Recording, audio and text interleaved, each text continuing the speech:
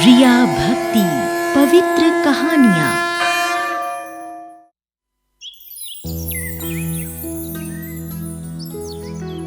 एक किसान था जिसका नाम था शिवराम।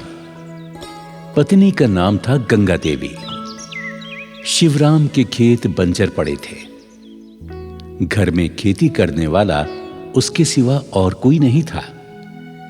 वृद्ध होने के कारण वो मजदूरी करता था। उसके पास एक रेहड़ी थी, यानी हाथ का ठेला। वो उसमें लोगों का छोटा मोटा सामान ढोता था।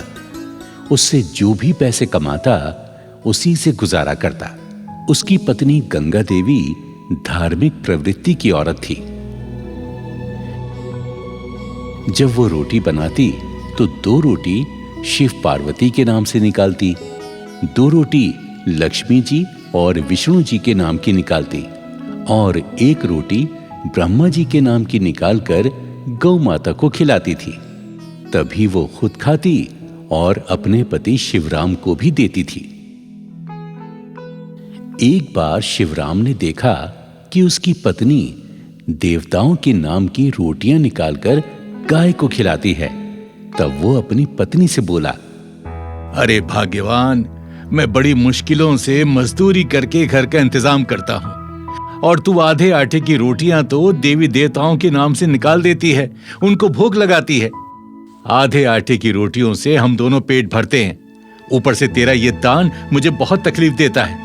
अरे मैं ठहरा मजदूर, इतनी कमाई कहां से लाऊं? ये सब तेरा व्यवहार कब तक सहन करूं? अरे तू क्यों देवताओं के लिए रोटियां देती है? सुनो जी, जिन देवताओं की बदौलत हमें रोटियां मिलती हैं, हम उनको भोग क्यों न लगाएं? जिस दिन तुम्हें मजदूरी नहीं मिलेगी तब हमारे साथ साथ देवी देवता भी भूखे रहेंगे, तो वो भोजन की व्यवस्था करेंगे जिससे हमें और देवता दोनों को भोजन मिलेगा। आपको भी मजदूरी मिलेगी और हमारे सारे काम भगवान बनाएंगे। इसलिए सुनो जी, तुम अपना काम करो और मुझे मेरा काम करने दो, इसी में हमारी भलाई है। हाँ, तू सही कहती है। वैसे तो गंगा, आज तूने मेरी आंखें खोल दी हैं। अब मैं तुझे नहीं रोकूंगा कभी भी। तुम मेरी कमाई में भगवान का हिस्सा जरूर निकाला करो। उसकी इच्छा से हमारे सारे कार्य जरूर सफल होंगे। अच्छा, मैं चलता हूं अपनी मजदूरी करने। अच्छा ठीक है, और सुनो, शिव का ध्यान करते रहना, प्रभु आपकी रक्षा करे। हाँ हाँ, अरे तू चिंता मत कर, मैं शिव का ध्यान करता रहूंगा। देवताओं पर विश्वास करने पर शिवराम को आज और दिनों से ज्यादा मजदूरी मिली और पैसा भी बहुत कमाया। अरे कहाँ हो गंगा? ओह गंगा, देख, आज मैंने बहुत से पैसे कमाए। ये देख, ये सारे पैसे तू रख ले। मैं तो कहती हूँ, भोलेनाथ और विष्णु ब्रह्मा जी की कृपा से आपकी कमाई में वृद्धि हुई है। हाँ हाँ, तुम ठीक कहती हो गंगा। अब एक काम करते हैं, इन पैसों में से जितनी हमारी जरूरत है उतने रख लेते हैं। बचे हुए पैसों को हम मंदिर में दान कर देते हैं। अजी, तुमने तो मेरे मुंह की बात छीन ली। मैं भी यही चाहती हूँ। हम आधा पैसा मंदिर के पुजारी को दे देते हैं दान में। हाँ हाँ, तुम ठीक कहती हो, ऐसा ही करते हैं। गंगा और शिवराम उन पैसों को मंदिर में दान कर देते हैं। दोनों पति पत्नी बहुत खुश रहते हैं। इसी तरह शिवराम मजदूरी करने जाता रहा। एक दिन शिवराम अचानक बीमार हो गया। डॉक्टर ने उसे 10 दिनों तक आराम करने की सलाह दी। शिवराम, तुम्हें बुखार के साथ साथ बहुत थकावट भी है। तुम्हें 10 दिन तक आराम करना होगा। क्या 10 दिन तक आराम करना पड़ेगा? डॉक्टर साहब, अब कैसे रोटी खाएंगे?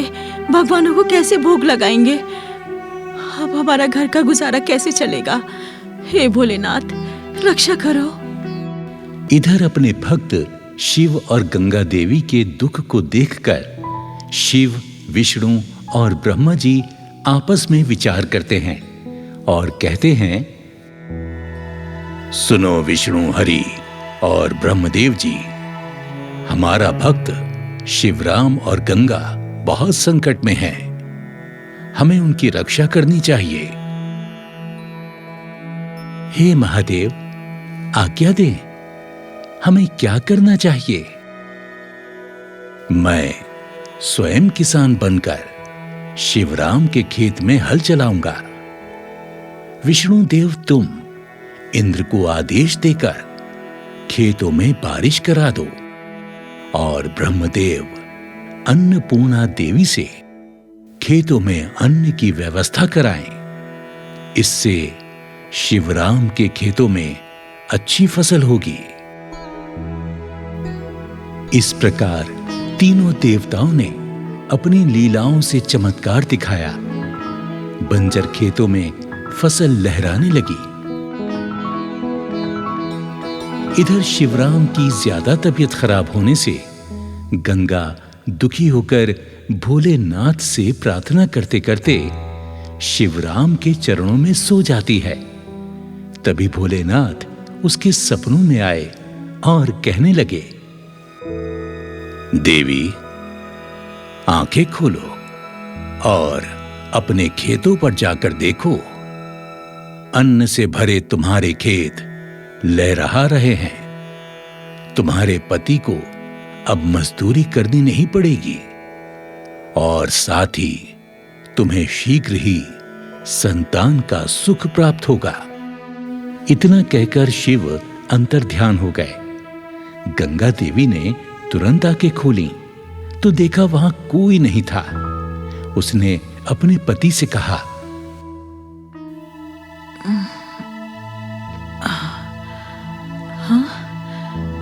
हाँ, ये मैंने क्या देखा? भोलेनाथ मेरे सपने में आए थे। सुनते हो जी, मैं जब सो गई थी तब भोलेनाथ मेरे सपने में आए थे और मुझसे कहा, तुम्हें अब मजदूरी करने की कोई जरूरत नहीं है क्योंकि तुम्हारे खेतों में फसल लहरा रही है। क्या कह रही हो भाग्यवान? सच? ऐसा सपना देखा तुमने? हाँ। मैं कहती हूँ जी, चलो चलकर देखते हैं। धन्य हो भोलेनाथ, धन्य हो। आपने मुझ गरीब की आखिर सुन ही ली। धन्य हो भोलेनाथ, जय हो भोलेनाथ, जय हो। शिवराम और गंगा देवी अपने खेत पर जाकर देखते हैं कि बंजर खेत अन्न से भरे लहरा रहे हैं। दोनों खूब खुश हो जाते हैं। शिवराम कहता है, हाँ, अरे वाह, अरे वाह, अरे भाग्यवान, ये कैसे हुआ? ये कैसे हो गया? ये कैसा चमत्कार है? देखा तुमने? ये उन्हीं देवताओं की महिमा है जिन्हें हम भोग लगाते थे। उनके नाम की रोटियां निकालते थे। तुम कहते थे देवताओं को रोटियां देने से क्या होगा? जो हमने उनके प्रति भावना रखी, भोलेनाथ ने आज वो ऋण चुका दिया है। जय भोलेनाथ, जय भोलेनाथ। हाँ, चलो हम मंदिर चलकर भगवान का आभार व्यक्त करते हैं। चलो। दोनों पति पत्नी शिव मंदिर आते हैं। शिव को शीश झुकाकर उनकी वंदना करते हैं। इधर भोलेनाथ अपना चमत्कार दिखाते हैं। मंदिर का पुजारी एक मासूम बच्चे को गोद में लिए कहता है, शिव शिव शिव शिव शिव शिव, न जाने कौन सी माँ थी जो इस बच्चे को मंदिर में छोड़ गई। अरे कोई निसंतान हो तो ये बच्चा उसे ही सौंप दूं। शिवराम और गंगा देवी ने सोचा, सुनो जी, क्यों ना हम इस बच्चे को गोद ले लें? हमारे कोई संतान भी नहीं है। शायद भोलेनाथ ने ये महिमा दिखाई हो। हाँ, ठीक कहती हो। चलो पुजारी जी के पास चलते हैं। पुजारी जी, ये बच्चा हमें दे दीजिए, हमारी झोली में डाल दीजिए। हमारे संतान नहीं है, हम इस बच्चे का पालन पोषण अच्छी तरह से करेंगे। हाँ हाँ पुजारी जी। हाँ पंडित जी, ये बच्चा हमें दे दो। हमारे बुढ़ापे का कोई सहारा नहीं है। दया करो प्रभु, दया करो। हाँ हाँ, ठीक है ठीक है, जैसी भोलेनाथ की इच्छा। शायद भोलेनाथ की यही इच्छा हो। लो लो पुत्री, ये बच्चा मैं तुम्हें देता हूँ। हलाइए पंडित जी, कितना प्यारा बच्चा है। आपका धन्यवाद पंडित जी, आपका धन्यवाद। भोलेनाथ ने हमारी सुन ली, हमारी मनोकामना पूरी कर दी।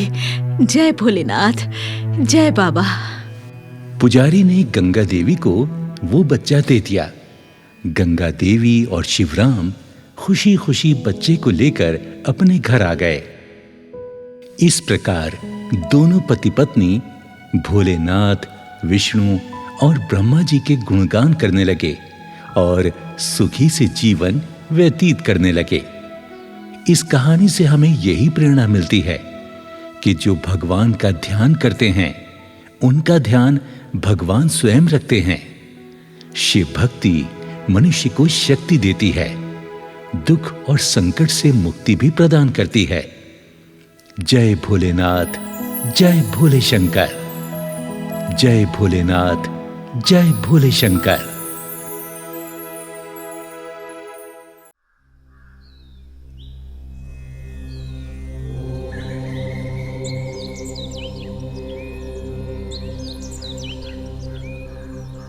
एक गांव में देवदास नाम के सेठ रहते थे। इनके 2 बेटे थे। बड़े बेटे का नाम था रवि कुमार और छोटे बेटे का नाम गोपाल था। देवदास की पत्नी का नाम क्रांति था। क्रांति को पूजा पाठ और धार्मिक आयोजनों से कोई सरोकार नहीं था। पूजा पाठ ना वो खुद करती थी और ना ही घर में किसी को करने देती। बड़ा बेटा शादी योग्य हो गया तो उसकी शादी पास के ही गांव से धर्मदास की पुत्री से कर दी गई। जिस लड़की से शादी हुई वो भगवान शिव की भक्तिन थी। जब बहू घर में आई तो सास क्रांति उसको अपने ही अनुसार कार्य करने की सलाह देती। बहू का नाम था सत्या देवी। तो सत्या का नियम था कि सुबह उठकर स्नान करती और शिव जी की पूजा करके ही कोई काम शुरू करती।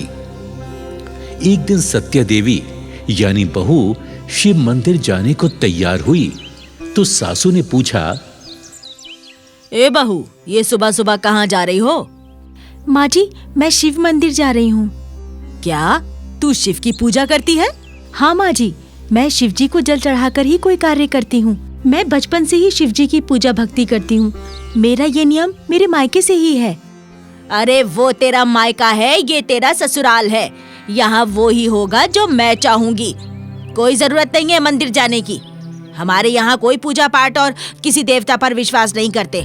यहाँ कोई पूजा पाठ नहीं होगा, समझी? तभी ससुर देवदास आ पहुंचे। अरे क्रांति, क्यों बहू को डांट रही हो? सुनो जी, गजब हो गया। मेरे तो भाग्य फूट गए ऐसी बहू पाके। क्यों, क्या किया बहू ने? अरे तुम्हारी लाडली बहू शिव की पूजा करने मंदिर जा रही है।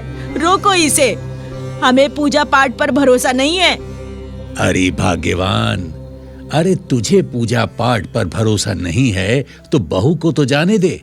उसकी अपनी भावना है, शिव के प्रति श्रद्धा है। नहीं जी, मैं बहू को पूजा पाठ करने की अनुमति नहीं दूंगी। आज ये शिव के मंदिर जाएगी, कल मेरे बेटे को भी पुजारी बना देगी। अरे क्यों अपनी सोच दूसरे पर थोप रही हो? जाओ बहू जाओ, तुम शिव मंदिर जाओ।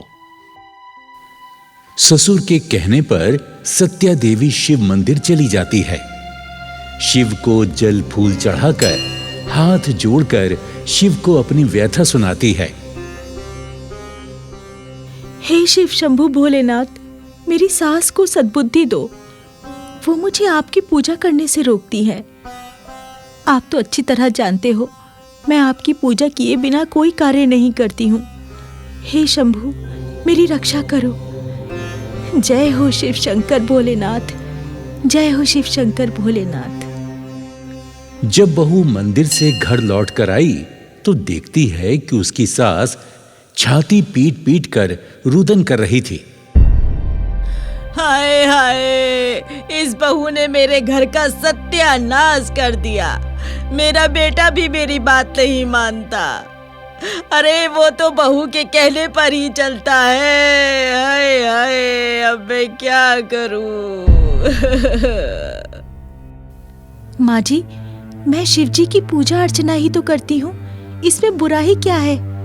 शिव शंकर भोलेनाथ एक ऐसे देव हैं जो बड़े ही दयालु हैं।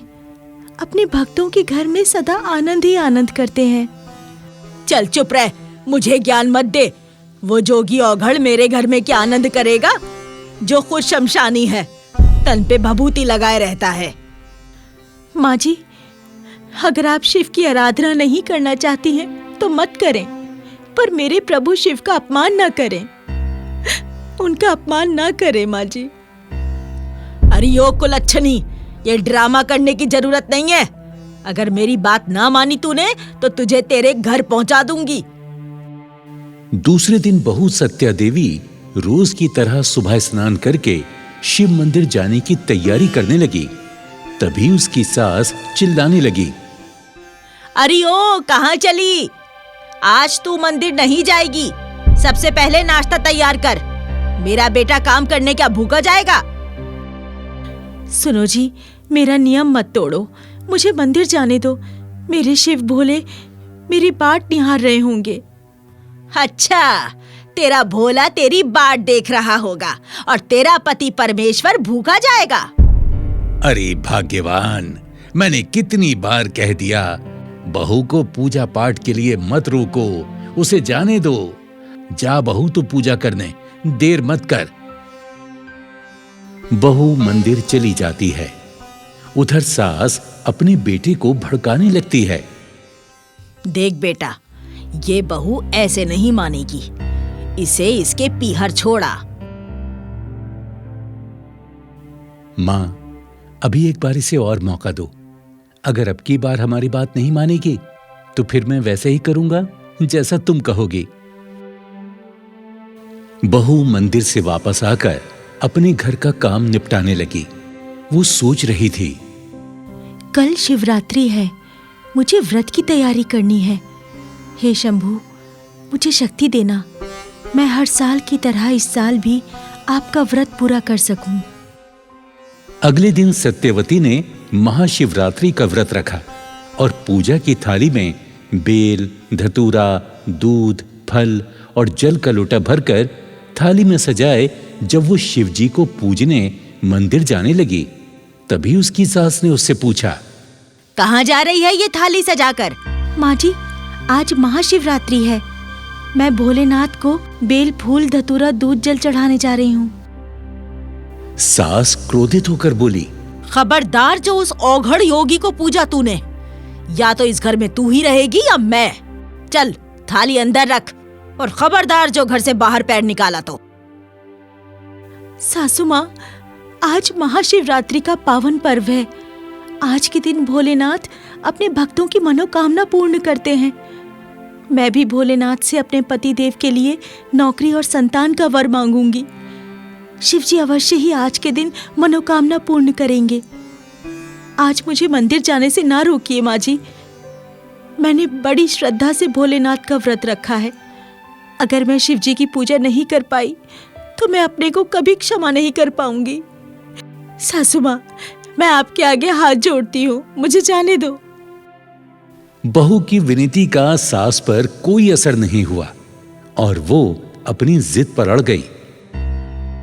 तू शिव मंदिर नहीं जाएगी, ये मेरी जिद है। चल अंदर चल। मैंने कहा ना, तू नहीं जाएगी तो नहीं जाएगी। चल चल अंदर चल। तेरी हिम्मत कैसे हुई बाहर निकलने की? आज तू नहीं जाएगी। चल रह यहाँ पर। माँ जी मुझे जाने दीजिए। माँ जी ऐसा मत करिए। माँ जी मुझे आज के लिए जाने दीजिए मुझे माँ जी। और बहू गिड़गिड़ाती रही। सास ने बहू को कमरे के अंदर धकेलकर बाहर से दरवाजे की कुंडी लगा दी। जैसे ही सास आंगन की ओर झुंझलाकर निकली, आंगन में पानी फैला हुआ था। सास का पांव फिसल गया और वो जोर से पछाड़ खाकर गिर पड़ी। एक जोर सी चीख के साथ सासू की सांसें थम गईं। घर के सारे लोग दौड़कर आ गए। रोना धोना शुरू हो गया। तभी बेटा रवि वहां आया और मौका देख अपनी पत्नी को दोष देने लगा। अरे मां, मां, अरे देख देख, तेरी बदौलत मेरी मां मर गई। अरे तू हत्यारिन है तू। अब बोल तू अपने भोलेनाथ से, अगर वो भगवान है तो मेरी मां को जीवित कर दे। ओ मां, मेरी अच्छी मां। अरे बहू को बाहर निकालो, किसने इसे कमरे में बंद किया? जैसे ही बहू बाहर आई तो अपनी सास को देखकर हक्का बक्का रह गई। वो दौड़ी और शिव मंदिर पहुंची और भोलेनाथ से प्रार्थना करने लगी। हे भोलेनाथ शिव शंभू, आपने ये क्या किया? आज के दिन आप सबको खुशहाली देते हो और मेरी पूजा का फल मेरे घर में शोक से भर दिया। हे महाकाल, काल को वश में करने वाले, मेरा ये दोष दूर करो। मेरी सासू को जीवन दान दे दो, वरना दुनिया का आप पर से विश्वास हट जाएगा। हे देवों के देव महादेव, मेरी विनती स्वीकार कर लो। यदि आपने मेरी सास को जीवित नहीं किया तो तेरी चौखट पर सर पटक पटक कर अपने प्राण दे दूंगी। बहू भोलेनाथ के चरणों में अपना सिर पीटने लगी। तभी भोलेनाथ ने अपनी किरणों से उसकी सांस को जीवन दान दे दिया। वहां खड़े सारे लोग चकित हो गए। सासू मां ने आंखें खोली तो तमाम लोग खड़े हुए थे। सासू ने पूछा, आप लोग यहाँ इकट्ठे क्यों हो? क्या हुआ? अरे भाग्यवान, तुम मृत्यु को प्राप्त हो गई थी। अचानक तुम्हें प्राण दान मिले हैं। ये मेरी बहू की पूजा का ही फल है। कहाँ है मेरी बहू सत्या? बहू, बहू, अरे कहाँ है मेरी बहू? तुम्हारा ये हाल देखकर लगता है वो शिव मंदिर गई हुई है। अरे उसी की आराधना का ये फल है। अरे देर क्यों कर रहे हो? चलो चलो, मंदिर चलकर भगवान शिव से क्षमा याचना करते हैं। चलो चलो। सभी लोग शिव मंदिर पहुंचे। वहां बहू को शिव के चरणों में बेहोश देखकर सासू मां ने उसे अपनी गोदी में उठा लिया। बहू, हे बहू, आंखें खोलो बहू। हे शिव शंभू भोलेनाथ, मेरी भूल को क्षमा करो। आज से मैं भी आपकी पूजा करूंगी। शिव की कृपा से बहू ने आंखें खोली तो स्वयं को अपनी सासू मां की गोदी में पाया। सास ने अपनी बहू से माफी मांगी। बहू, मुझे क्षमा कर दे। मैंने तेरी पूजा पे शंका की। तेरी पूजा और भोलेनाथ की कृपा से मैंने फिर से जीवन पाया है। मुझे क्षमा कर दे बहू। सत्या, मुझे क्षमा कर दो। मैंने भी तुम्हारा बहुत दिल दुखाया है, तुम्हारा अपमान किया है। मुझे क्षमा कर दो। क्षमा मांगनी है तो मेरे शिव शंभू भोलेनाथ से मांगो। प्रभु अपने भक्तों को कभी निराश नहीं करते। अब देख क्या रहे हो? बोलो, जय जय शिव शंभू भोलेनाथ, हर हर महादेव। जय शिव शंभू, जय भोलेनाथ, हर हर महादेव, हर हर महादेव। सभी खुशी खुशी अपने घर लौट आते हैं।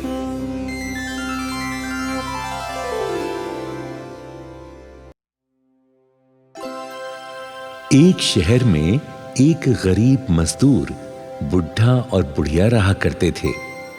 उनके पास एक छोटी सी कुटिया थी। उसी में रहकर वो अपना गुजारा करते थे। छोटी मोटी मजदूरी मिल जाती तो उसी से रूखा सूखा खाकर सो जाते। बुढ़े का नाम हरिया और बुढ़िया का नाम वेदो था।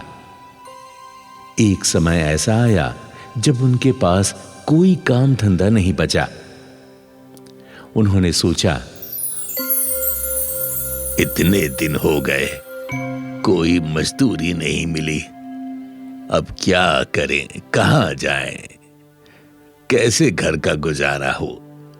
कहां से हम रोटी खाएंगे? अजी चिंता मत करो, सामने ही शिव मंदिर है, हम वहीं चलते हैं। भोले का प्रसाद मिलेगा, हम उसी को खा के सो जाएंगे। यही सोचकर वो शिव मंदिर की ओर चल दिए। वहां पहुंचकर देखा तो शिव मंदिर में बहुत भीड़ थी। अरे, लगता है आज भोलेनाथ का वार सोमवार है, तभी यहाँ इतनी भीड़ है। हाँ, बहुत भीड़ है। लगता है आज यहाँ हमारा नंबर नहीं आएगा, कुछ नहीं मिलेगा यहाँ। मंदिर में भीड़ इतनी थी कि जो भी भक्त प्रसाद चढ़ाता वो वहां खड़े लोग ले लेते और खा लेते। इसीलिए हरिया और उसकी पत्नी वेदो मंदिर के द्वार पर खड़े होकर प्रार्थना करने लगे। हे भोलेनाथ, हम दोनों बहुत भूखे हैं। कई दिनों से मजदूरी नहीं मिली। सुबह से आज तो कुछ भी नहीं खाया, कोई मजदूरी नहीं मिली। हम क्या तुम्हारे द्वार से ऐसे ही भूखे चले जाएंगे? आज तो आपके द्वार पर बहुत भीड़ है प्रभु।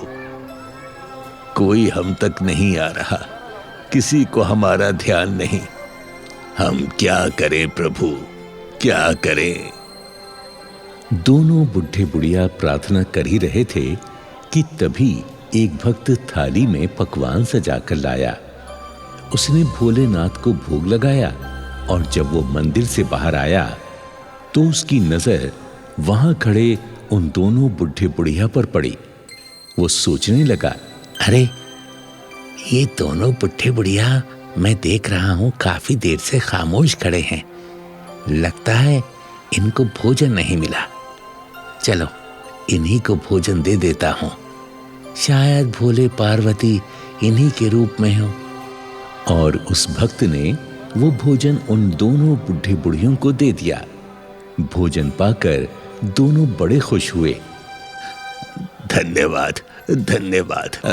देखो वे तो भगवान भोलेनाथ की महिमा। मैंने कहा था ना, भोलेनाथ किसी को भूखा नहीं रखते, किसी को भूखा नहीं रखते। जब वो दोनों भोजन करने बैठे तो एक महिला अपने बच्चे को लेकर वहां आई और उन दोनों से कहने लगी, हे माई बाप, ये भोजन मुझे दे दो। मैं और मेरा बच्चा कल से भूख से तड़प रहे हैं। भगवान तुम्हें और देगा।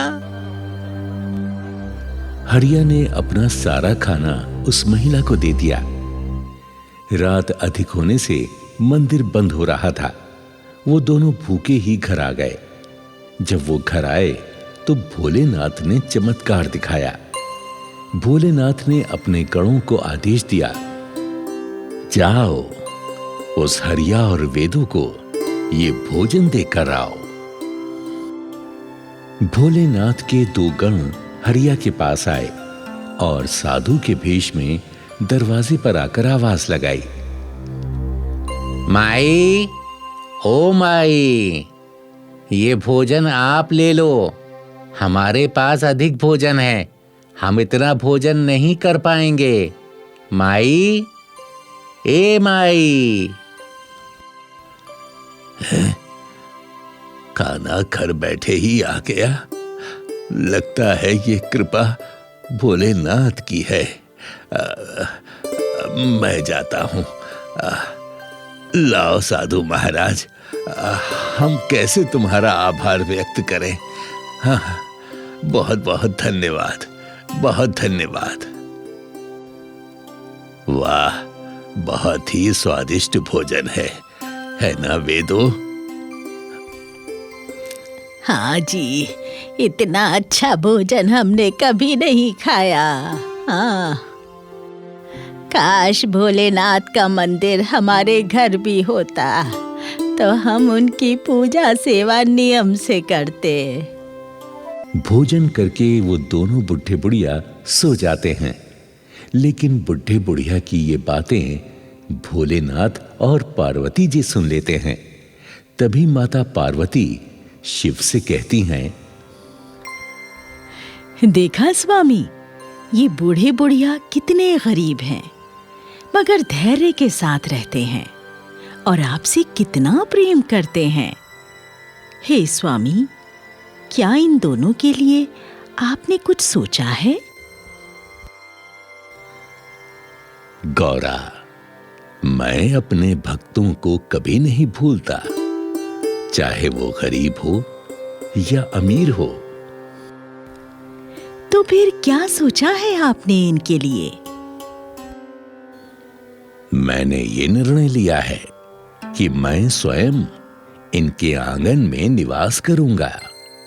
हाँ, जाओ गणों, मेरा स्वरूप शिवलिंग लेकर जाओ और उन गरीब हरिया और वेदों को देकर आओ।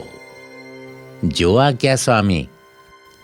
दोनों गण साधु के भेष में शिवलिंग लेकर उन दोनों बुढ़े बुढ़िया के द्वार पर आते हैं और उनसे कहते हैं, हे भक्तगण, ये शिवलिंग आप अपने पास रख लीजिए।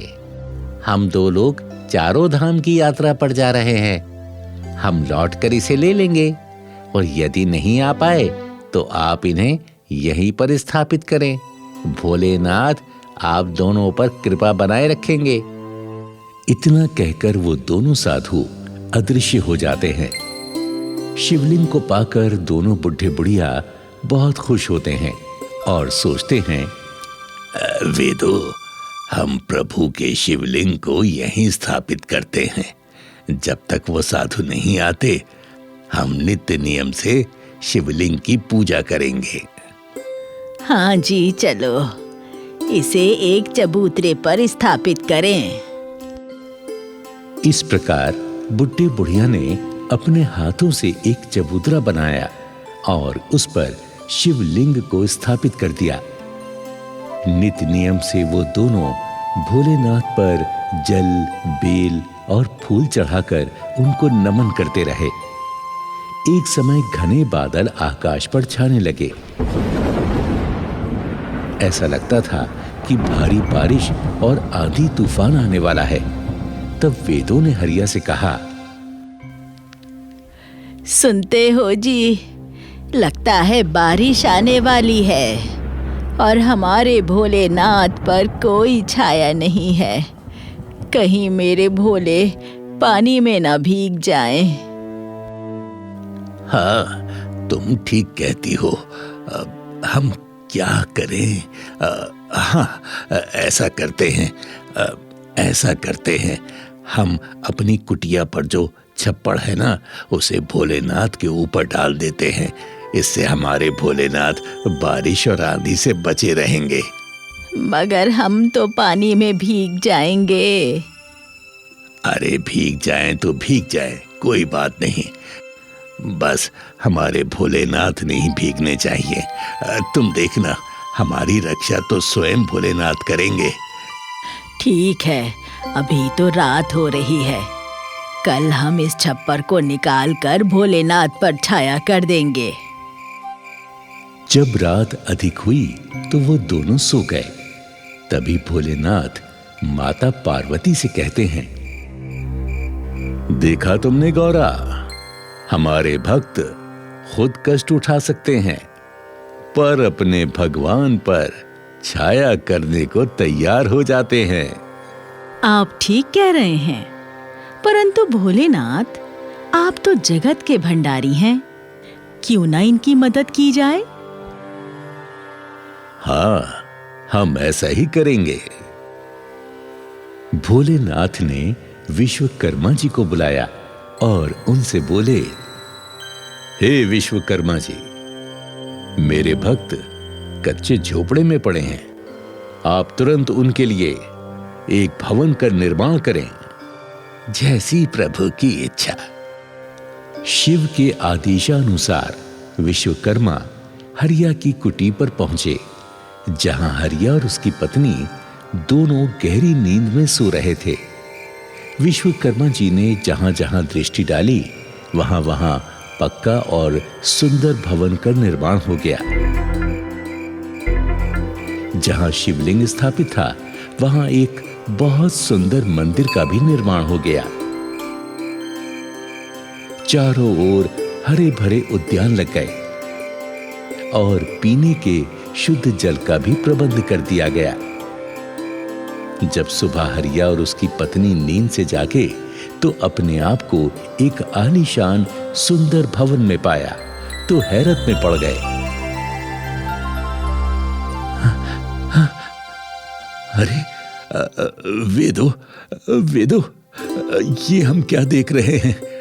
इतना सुंदर भवन, वो भी एक रात में। ये चमत्कार कैसे हो गया? ये चमत्कार कैसे हो गया? मुझे तो लगता है ये सब भोलेनाथ का चमत्कार है। सारे गांव को जब पता चला तो वो भी इस अद्भुत भवन को देखने उमड़ पड़े। हरिया और वेदो खुशी से झूमने लगे। सभी ने शिव मंदिर के दर्शन किए। अब वहां नित्य ही भीड़ उमड़ने लगी और उस मंदिर का नाम चमत्कारी शिव मंदिर कहलाने लगा। हरिया और वेदो का सारा जीवन आनंदमय हो गया। इस कहानी से हमें यही प्रेरणा मिलती है कि जो लोग गरीबी में सब्र करते हैं, भोलेनाथ पर भरोसा करते हैं, उनकी रक्षा भोलेनाथ स्वयं करते हैं। जय श्री देवादिदेव महादेव। जय भोलेनाथ भंडारी।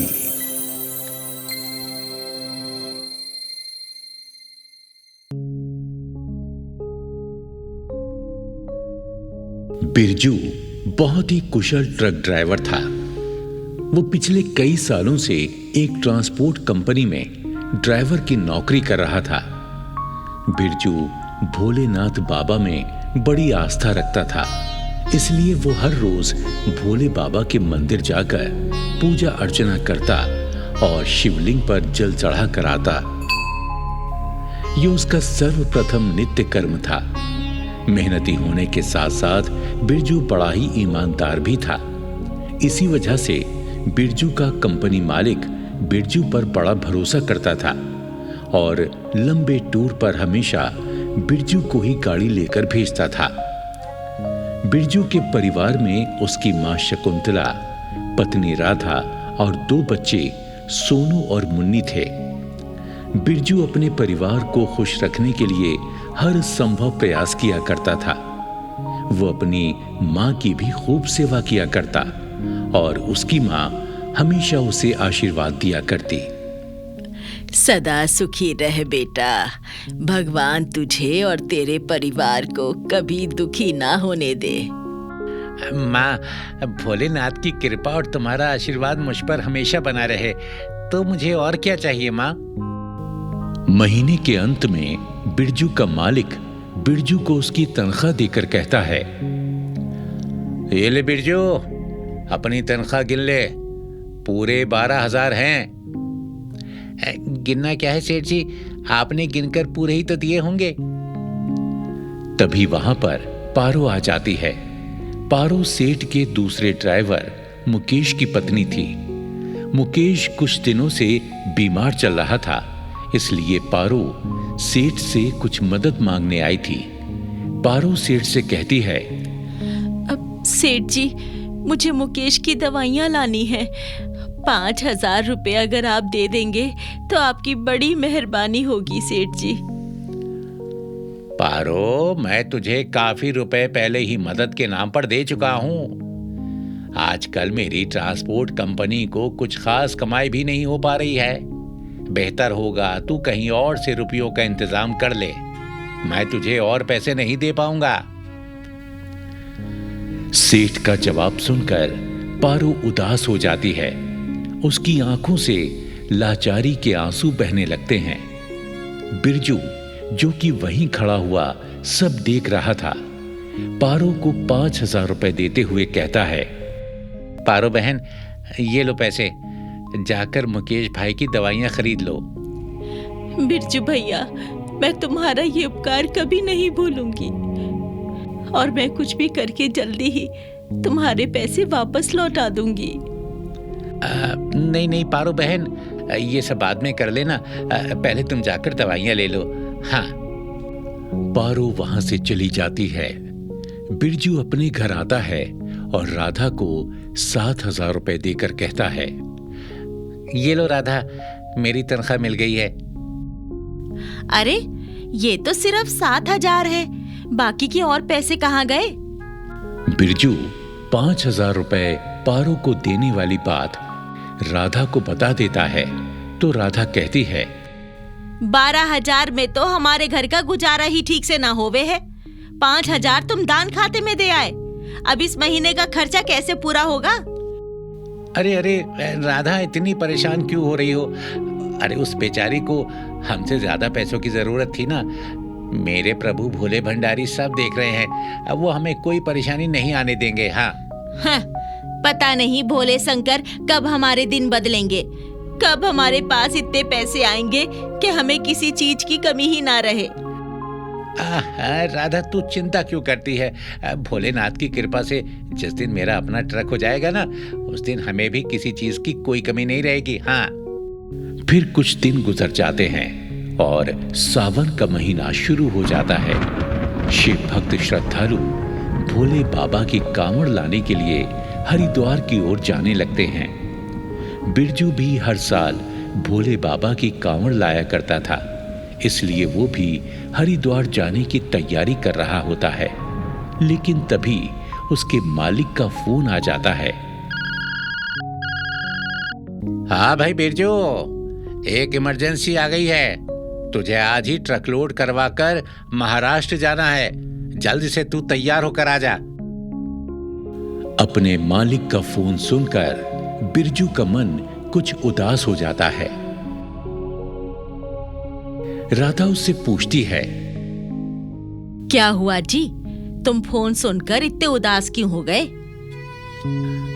राधा, तू तो जानती है मैं हर साल हरिद्वार से गंगा जल लाकर अपने गांव वाले मंदिर के भोले बाबा को चढ़ाता हूँ, लेकिन इस बार मैं कांवड़ नहीं ला पाऊंगा। मुझे आज ही ट्रक लेकर महाराष्ट्र के लिए रवाना होना है, बस इसी कारण मेरा मन उदास हो गया है। अरे मन छोटा मत करो जी, भोले बाबा की शायद यही इच्छा हो, वो आपको हरिद्वार नहीं महाराष्ट्र भेजना चाहते हैं। आप भोले भंडारी का नाम लेकर अपने काम पर चले जाओ। और बिरजू राधा की बात मानकर ट्रांसपोर्ट कंपनी जाने के लिए घर से निकल पड़ता है और फिर कीमती दवाइयों से भरा ट्रक लेकर अपने क्लीनर गोपी के साथ महाराष्ट्र जाने के लिए चल पड़ता है।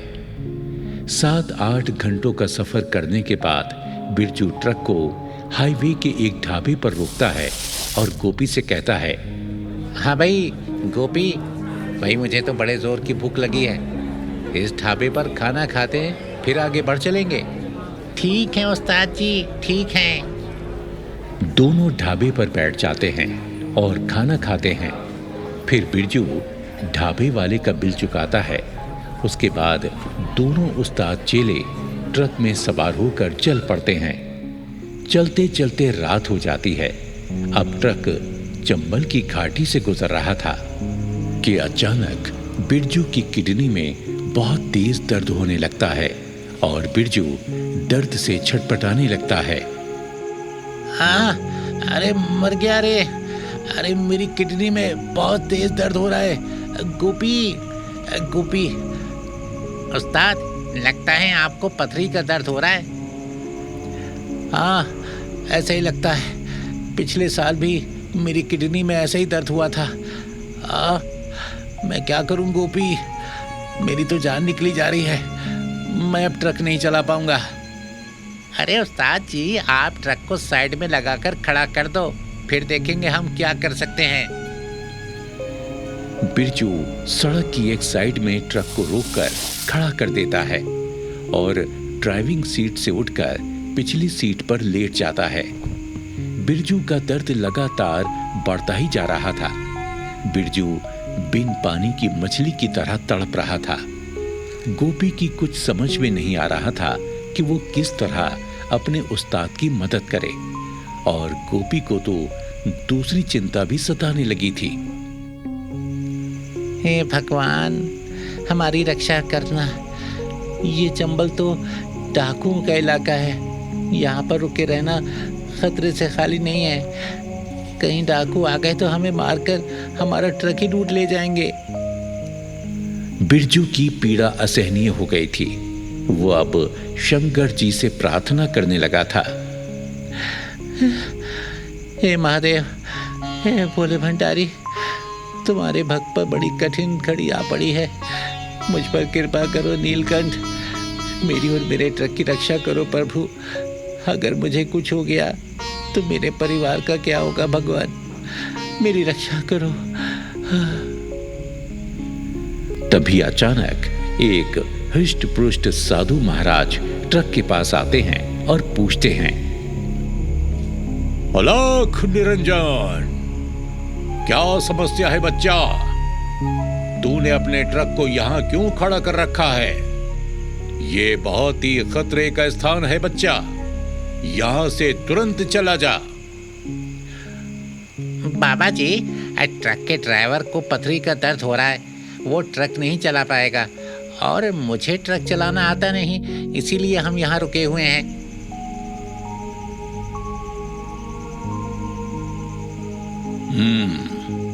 तू बोल तो सही, मैं तेरे ट्रक को चलाकर तेरी मंजिल तक पहुंचा दूं। मैं भी साधु बनने से पहले ट्रक ही चलाता था। ठीक है बाबा जी, चलिए, लीजिए, चला लीजिए ट्रक, ये रही चाबी। साधु बाबा ड्राइविंग सीट पर बैठ गए और दर्द से तड़पते हुए बिरजू को कोई बूटी सुंघाते हैं, जिसके प्रभाव से बिरजू को गहरी नींद आ जाती है। साधु बाबा कहते हैं, बच्चा, इस बूटी के प्रभाव से इसे गहरी नींद आ गई है। अब हमारे किसी अस्पताल पहुंचने तक इसे दर्द का आभास नहीं होगा। और फिर साधु बाबा ट्रक को लेकर चल पड़ते हैं। कुछ घंटों का सफर तय करने के बाद एक छोटा सा शहर आता है। साधु बाबा ट्रक को एक अस्पताल के सामने लाकर रोक देते हैं और गोपी से कहते हैं, बच्चा, तू अपने उस्ताद जी को इस अस्पताल में भर्ती करा दे। तेरा मेरा साथ बस यहीं तक था, अब मैं जाता हूं। अलख निरंजन। साधु बाबा ट्रक से उतरकर चले गए। तभी बिरजू भी जाग गया। अब बिरजू बिल्कुल ठीक था, उसकी किडनी का दर्द भी गायब हो चुका था। बिरजू कहने लगा, अरे वाह, अब तो मैं बिल्कुल ठीक हूँ। गोपी और वो साधु बाबा कहाँ चले गए? उस्ताद, वो तो ट्रक को यहाँ पहुँचाकर चले गए। ऐसा लगता है वो कोई देवदूत थे जो अचानक प्रकट हुए और हमारी सहायता करके चले गए। मैं समझ गया गोपी, वो साधु बाबा कौन थे? अरे वो कोई देवदूत नहीं थे, वो स्वयं भोले शंकर थे, जो मुझे पीड़ा में देखकर साधु बाबा के रूप में मेरी मदद करने आए थे। जय हो भोले भंडारी, आपने मुझे दर्द से भी छुटकारा दिला दिया और अपने दर्शन देकर मुझे धन्य भी कर दिया। ओहो उस्ताद जी, तो क्या अब अस्पताल जाने की जरूरत नहीं है? नहीं गोपी, अब तो मुझे मेरे भोलेनाथ का आशीर्वाद मिल चुका है, अब कोई दिक्कत नहीं आएगी। चलो अब यहाँ से चलते हैं। बिरजू ड्राइविंग सीट पर बैठ गया और कहने लगा, बम बम भोले, बम बम भोले।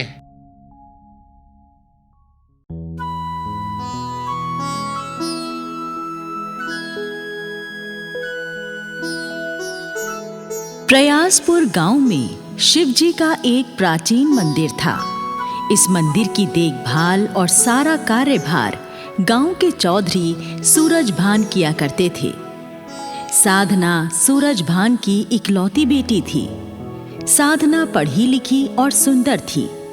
परंतु कुछ साल पहले साधना को बिजली का जबरदस्त करंट लग गया था, जिसके कारण साधना दिमागी रूप से विकलांग हो गई थी और अच्छे से अच्छा इलाज कराने पर भी ठीक नहीं हो पाई थी। साधना अब एक अर्ध पागल लड़की बनकर रह गई थी। विक्रम सूरजभान की बहन का बेटा था, जिसे सूरजभान ने गोद ले रखा था। लेकिन विक्रम बड़ा ही दुष्ट और लफंगा था। गांव के लोगों को परेशान करता रहता था और महिलाओं को छेड़ता था। पूरा गांव विक्रम से परेशान था, लेकिन चौधरी सूरजभान से विक्रम की शिकायत करने की हिम्मत किसी को नहीं होती थी। धीरज मंदिर के पास वाले घर में रहता था। बचपन से ही धीरज के मन में भोले बाबा के प्रति बड़ी गहरी आस्था थी। उम्र बढ़ने के साथ साथ धीरज की आस्था भी बढ़ती गई और अब धीरज भगवान शिव का परम भक्त बन चुका था। धीरज हर रोज सवेरे उठकर सबसे पहले शिव मंदिर जाता और मंदिर की साफ सफाई करने के बाद भगवान शिव की सच्चे मन से पूजा आराधना किया करता था। फिर उसके बाद जाकर अपनी परचून की दुकान खोलता था। मंदिर के पुजारी जी धीरज से बहुत ही खुश रहते थे। वो हमेशा ही धीरज की मंदिर सेवा देखकर कहते थे, बेटा धीरज, तुम भोलेनाथ की बड़ी सेवा करते हो। देखना, तुम्हारी भक्ति से एक दिन शिव भगवान अवश्य प्रसन्न होंगे और उनकी कृपा तुम पर अवश्य बरसेगी। पुजारी जी, मैं तो बस एक बार अपने आराध्य भोले बाबा के दर्शन करना चाहता हूं। इससे ज्यादा मेरी कोई और इच्छा नहीं है। धीरज के पिता का 2 साल पहले बीमारी के कारण देहांत हो चुका था। अब सिर्फ धीरज की बूढ़ी माँ ही धीरज का परिवार थी। धीरज अपनी माँ की भी खूब सेवा करता, तो उसकी माँ कहा करती, बेटा, मैं चाहती हूँ कि मरने से पहले तेरी शादी कर दूं। घर में बहू आ जाएगी तो हम दोनों को ही थोड़ा सुख मिल जाएगा और इस सूने घर में नन्हे मुन्ने बच्चों की किलकारियों से चहल पहल हो जाएगी। माँ, मेरी शादी की चिंता तू क्यों करती है? भोलेनाथ जब चाहेंगे तो मेरी शादी भी हो जाएगी। संसार को चलाने का काम भोले बाबा ही तो करते हैं। धीरज का शिव जी में विश्वास देखकर माँ लाजवाब हो जाती थी। इसी तरह दिन गुजरते जाते। एक दिन चौधरी शिव मंदिर में गांव के लोगों को जमा करता है और पूरे हर्षोल्लास के साथ भोले बाबा को सोने का त्रिशूल और डमरू चढ़ाता है और शिवलिंग को दूध से स्नान कराकर भगवान शिव से प्रार्थना करता है, हे बाबा भोलेनाथ, मेरी छोरी पे कृपा कर दो। मेरी छोरी बावली हो गई से, आप उसे ठीक कर दो। मैं 3 दिनों तक थारे नाम का भंडारा करवाऊंगा और वो भी प्योर देसी घी में बनवा के। चौधरी सूरजभान द्वारा सोने का त्रिशूल और डमरू भगवान को अर्पित करने की खबर आसपास के गांवों में भी फैल जाती है और लोग चौधरी के इस भक्ति कार्य की सराहना करने लगते हैं। फिर एक दिन की बात है, धीरज अपनी परचून की दुकान पर बैठा हुआ था।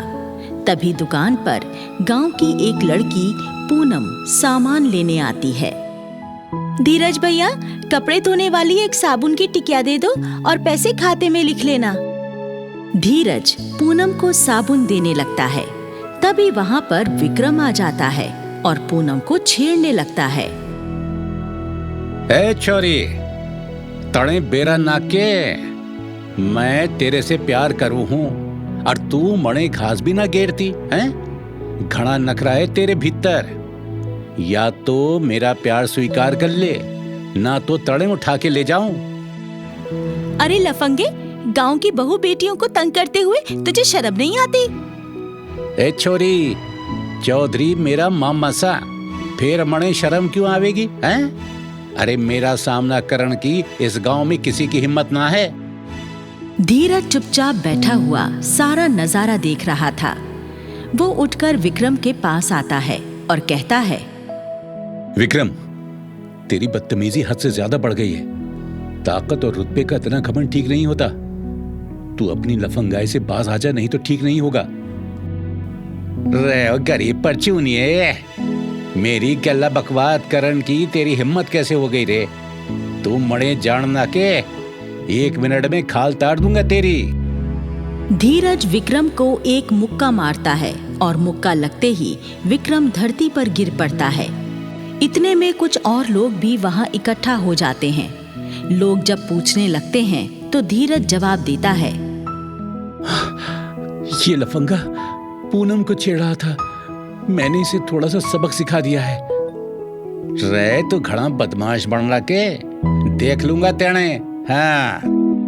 फिर विक्रम वहां से खिसियाना होकर चला जाता है। जब इस झगड़े का पता धीरज की माँ को लगता है तो माँ चौधरी के पास विक्रम की शिकायत करने जाती है। चौधरी साहब, आपका भांजा विक्रम बहुत ही लफंगा हो गया है। आज उसने गांव की एक लड़की को छेड़ा और मेरे बेटे धीरज से लड़ाई झगड़ा किया। आप उसे समझाते क्यों नहीं हैं? रे बुढ़ी, तड़े बहराना है के? चौधरियों की शान हुआ करे दबंगाई करना। मारा विक्रम जो कुछ कर रहा उसे कोई ना रोक सके है। तू जाके अपने छोरे ने समझा दे। वाह विक्रम की गैल ना उलझे, ना तो खता खा जावेगा। बेचारी बूढ़ी गरीब माँ चौधरी की बात का कुछ जवाब नहीं दे पाती और चुपचाप वहां से चली जाती है। इसी तरह कुछ दिन गुजर जाते हैं और फिर एक दिन की बात है, प्रातःकाल होते ही धीरज अपने नियमानुसार मंदिर आकर मंदिर की सफाई करता है और भगवान शिव की पूजा अर्चना करता है। तभी वहां पर पुजारी जी भी आ जाते हैं और धीरज को पूजा करते देख बड़े प्रसन्न होते हैं। शिव शिव शिव शिव शिव, ये लड़का कितनी अंतरात्मा से भगवान की पूजा करता है। एक दिन इसकी भक्ति में शक्ति अवश्य उत्पन्न होगी। हाँ। ये कहकर पुजारी जी वहां से चले जाते हैं और थोड़ी देर बाद पूजा संपन्न करके धीरज मंदिर से चला जाता है और अपनी दुकान खोलकर बैठ जाता है। फिर जब पुजारी जी मंदिर में वापस आते हैं तो क्या देखते हैं कि शिवजी के त्रिशूल पर लटका हुआ सोने का वो डमरू गायब था जो चौधरी ने मंदिर में चढ़ाया था। पुजारी जी डमरू को गायब पाकर हड़बड़ा जाते हैं। अरे, भगवान जी का डमरू कहाँ गायब हो गया? लगता है डमरू चोरी हो गया है। मुझे तुरंत ये बात चौधरी साहब को बता देनी चाहिए, नहीं तो गजब हो जाएगा। चौधरी साहब, आपके द्वारा भगवान को चढ़ाया हुआ सोने का डमरू चोरी हो गया, गजब हो गया। अरे, किसकी हिम्मत हो गई हमारे मंदिर में चोरी करने की? रे विक्रम, जल्दी से गाड़ी निकाल, हमें मंदिर चलना से। तभी चौधरी की अर्ध पागल बेटी साधना भी वहां आ जाती है और कहती है, पिताजी, मैं भी थारे संग मंदिर चलूंगी। ठीक है बेटी, तू भी चल। आजा, गाड़ी में बैठ ले। चौधरी सब लोगों के साथ गाड़ी में बैठकर मंदिर पहुंच जाता है। वहां धीरज और उसकी माँ के अलावा कुछ गांव वाले पहले से ही इकट्ठा थे। चौधरी सबसे पूछता है, रे मरने पता से चोरी तो किसी गांव के आदमी ने ही करी से, पर करी किसने है या भी मैं पता लगा ही लूंगा और फिर चोर को गोली से उड़ा दूंगा। अरे मामा जी, जो भी आदमी सबसे पहले मंदिर आया होगा ना, डमरू भी उसी ने ही चुराया होगा। हाँ, या बात तड़े ठीक कही से। बोल पुजारी, पहले मंदिर कौन आया था? तुम्हें कुछ पता है के? पुजारी के बोलने से पहले धीरज कहता है, चौधरी साहब, मैं हर रोज सबसे पहले मंदिर आता हूँ, पर मैं चोर नहीं हूँ। मैं भगवान का डमरू चुराने का पाप भला कैसे कर सकता हूँ? रे बावली पूंछ, चोर चोरी करके कभी कबूल ना करता। डमरू की चोरी पक्कम पक्का तड़ई करी से। सच सच बोल दे, न तो गोली मार दूंगा तड़े। मणे पूरा विश्वास है मामा जी, चोरी इसी हरामी ने करी से। नहीं नहीं, मेरा बेटा तो भोलेनाथ का परम भक्त है, ये भगवान का डमरू नहीं चुरा सकता। नहीं नहीं। धीरज अपने ऊपर चोरी का इल्जाम लगते देख भोले बाबा के सामने रोते हुए गिड़गिड़ाने लगता है। हे त्रिकालदर्शी भोलेनाथ, मेरी सहायता करो। मैंने सदा सच्चे मन से आपकी सेवा की है। अपने भक्त को इस चोरी के झूठे इल्जाम से बचा लो प्रभु, नहीं तो मैं आपके चरणों में अपना सर पटक पटक कर अपनी जान दे दूंगा प्रभु। और धीरज भगवान के चरणों में अपना सर पटकने लगता है। तभी साधना कहने लगती है, पिताजी पिताजी, मुझे पता है भगवान जी का डमरू किससे। डमरू हमारी हवेली में भूसे के ढेर में छुपा हुआ है। विक्रम भैया को मैंने डमरू छुपाते हुए देखा था। साधना की बात से विक्रम सटपटा जाता है।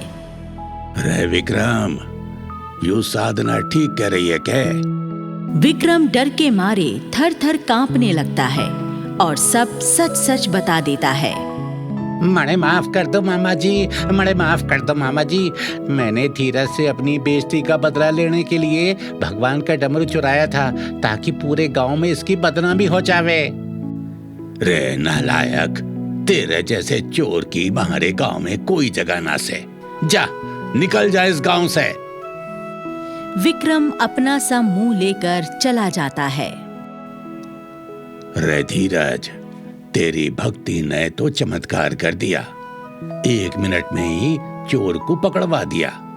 बेटे, भोलेनाथ से मेरी बेटी के लिए भी प्रार्थना कर दे।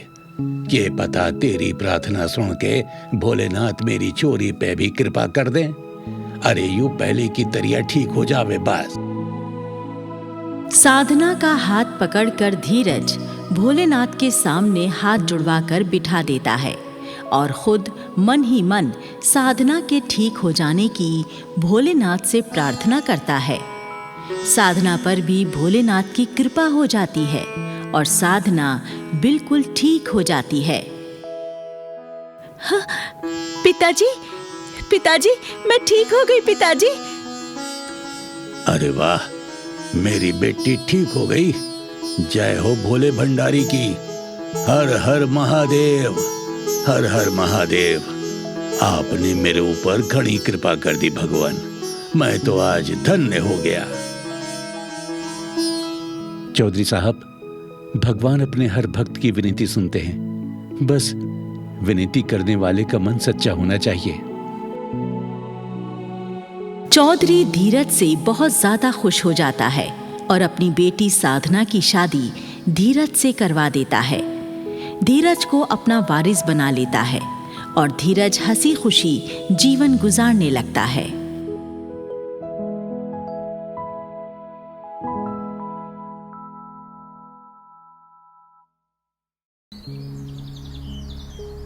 गोविंदपुर गांव में राजेंद्र नाम का एक रिक्शा वाला अपनी बूढ़ी माँ और पत्नी उषा के साथ अपने छोटे से कच्चे घर में रहा करता था। राजेंद्र सुबह सवेरे ही अपनी रिक्शा लेकर गांव के बाहर मौजूद बस स्टैंड पर आ खड़ा होता था और सवारियों को तलाश करने लगता था।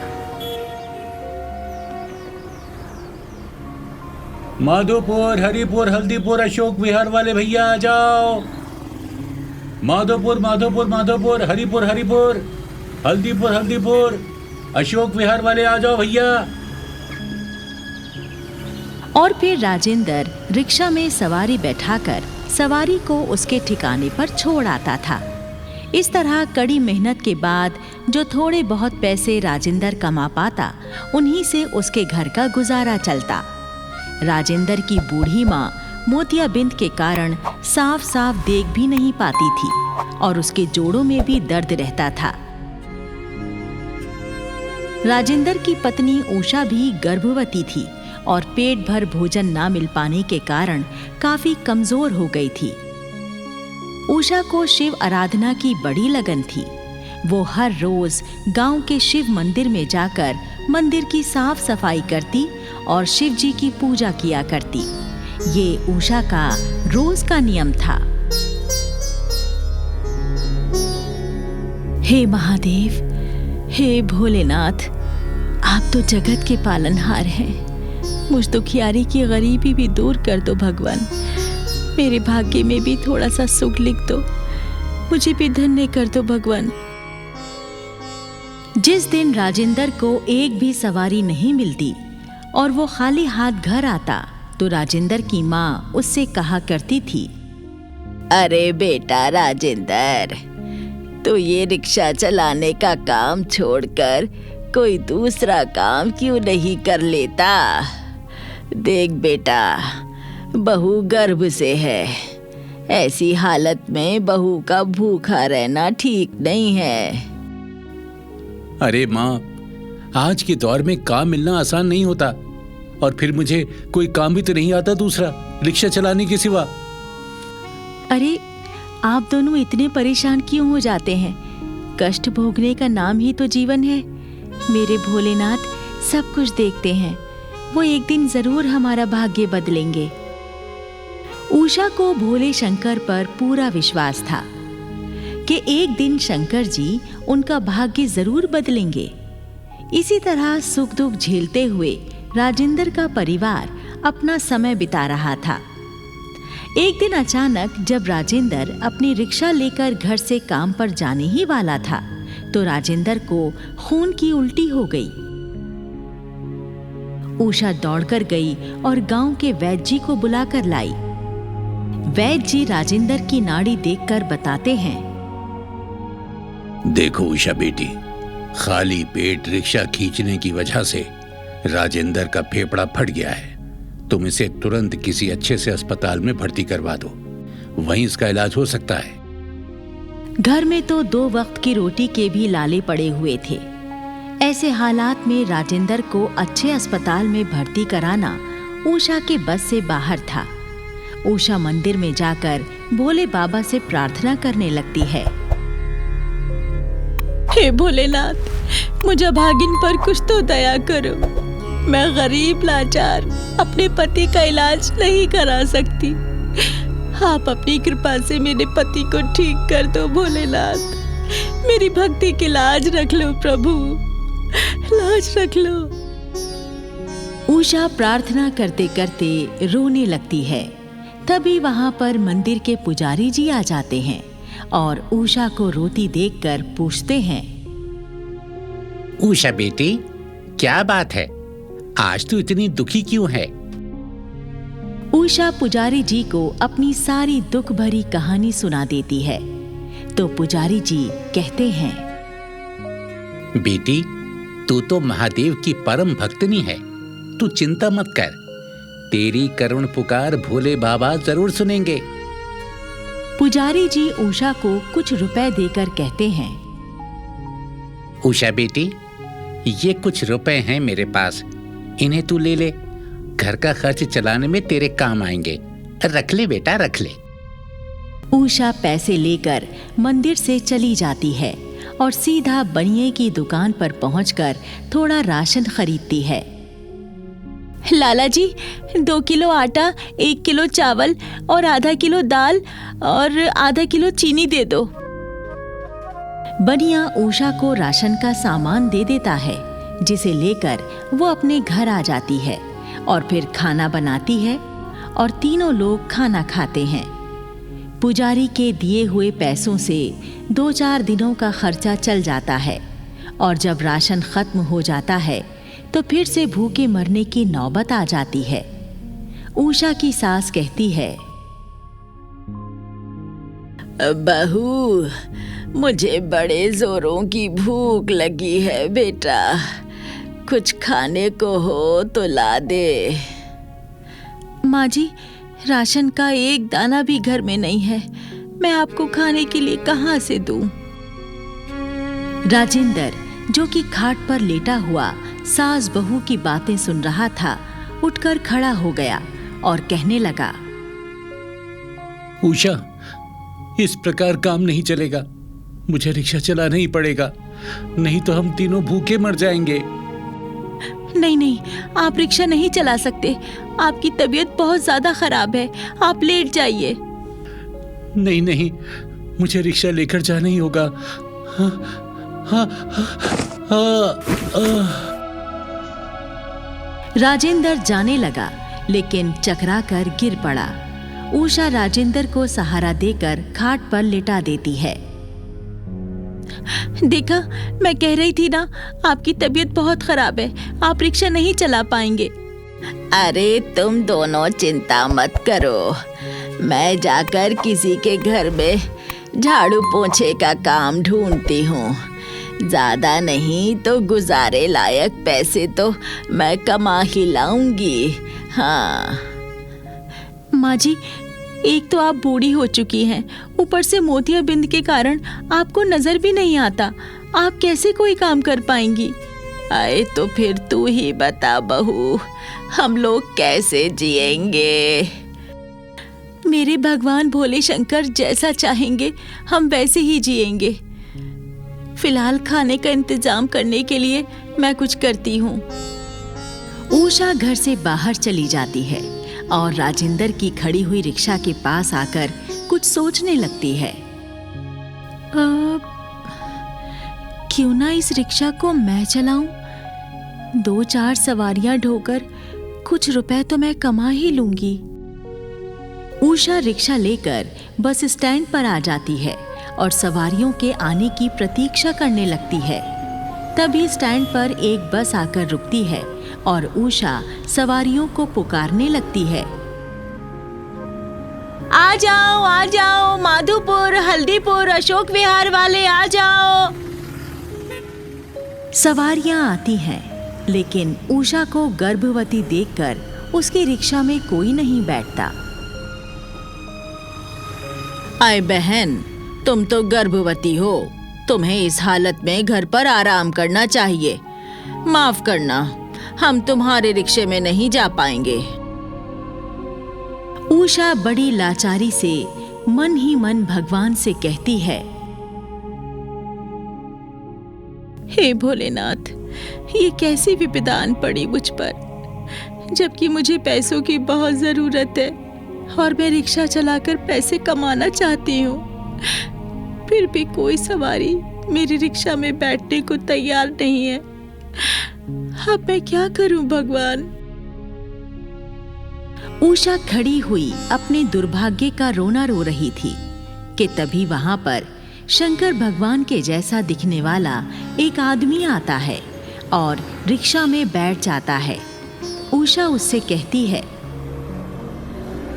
भाई जी, लगता है आप किसी नाटक कंपनी के कलाकार हैं, तभी तो शंकर जी का रूप बनाकर घूम रहे हैं। वैसे आपको जाना कहाँ है? हाँ बहन, मुझे तुम कलाकार ही समझो। मुझे शिव मंदिर ले चलो। उषा रिक्शा लेकर चल पड़ती है। एक तो भूखी, ऊपर से गर्भवती होने के कारण वो ज्यादा दूर तक रिक्शा नहीं चला पाती और बेहोश हो जाती है। रिक्शे में बैठे शंकर जी उषा को सहारा देकर रिक्शा में बैठाते हैं और खुद रिक्शा चलाकर उषा को उसके घर ले आते हैं। भगवान शंकर की कृपा से राजेंद्र भी बिल्कुल ठीक हो जाता है। राजेंद्र की माँ की आंखों की रोशनी भी आ जाती है और उषा भी होश में आ जाती है। उषा भगवान जी से कहती है, हाँ, आपके आने से मेरे घर में चमत्कार हो गया। मेरे पति ठीक हो गए, मेरी सासू माँ की आंखें ठीक हो गई। आप कोई कलाकार नहीं है, मैं आपको पहचान गई हूँ प्रभु, आप स्वयं भोलेनाथ हैं।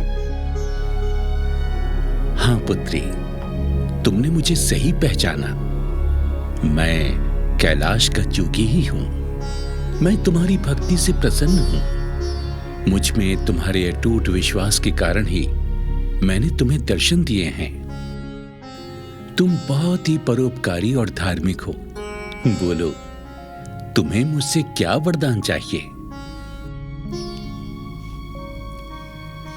प्रभु, आप स्वयं मेरी झोपड़ी में पधारे, मुझे आपके दिव्य दर्शन हो गए। मैं तो सौभाग्यशाली हो गई प्रभु, मुझे और किसी चीज की इच्छा नहीं है। हे पुत्री, तुम्हारे मन में कोई लालसा नहीं है, ये जानकर मुझे अति प्रसन्नता हुई।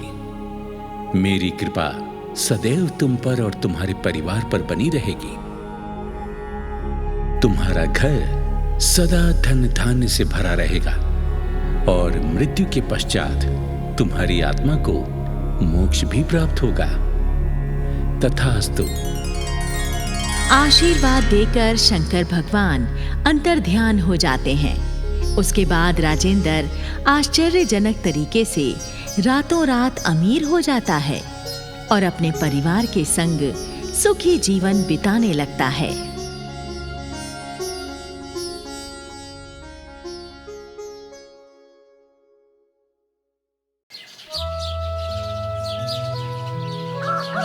ये कहानी है बिहार के एक गांव में रहने वाले गणेश और उसके परिवार की। गणेश ने एक छोटा सा मुर्गी फार्म खोला हुआ था। अंडे और मुर्गियों के व्यापार से गणेश का गुजारा बड़े अच्छे से हो जाया करता था। गणेश शिव भगवान में बड़ी आस्था रखता था।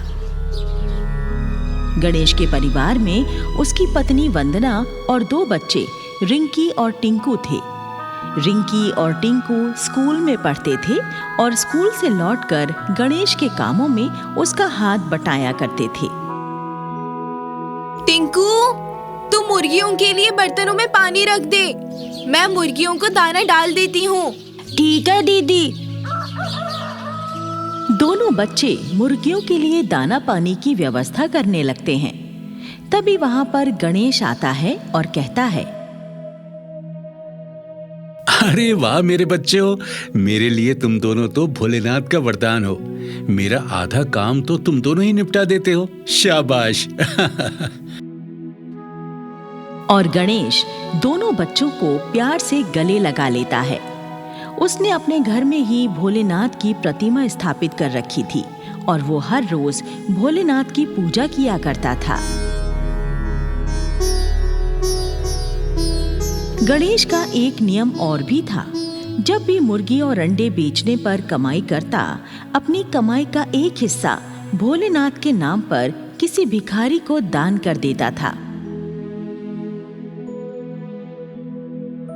ऐसे ही एक दिन गणेश जब एक भिखारी को दान के पैसे दे रहा था, तो भिखारी ने कहा, तुम बड़े भले इंसान हो, दान पुण्य करते रहते हो, भगवान तुम्हारा भला करे। अरे भैया, मैं किसी को कुछ देने का सामर्थ्य नहीं रखता। ये तो उस भोलेनाथ की मुझ पर कृपा है, वो मेरे हाथों से दान पुण्य करवाते हैं, और क्या। इसी प्रकार गणेश का जीवन गुजर रहा था। एक दिन बहुत तेज बारिश होती है। मूसलाधार बारिश का वेग बढ़ता ही जाता है।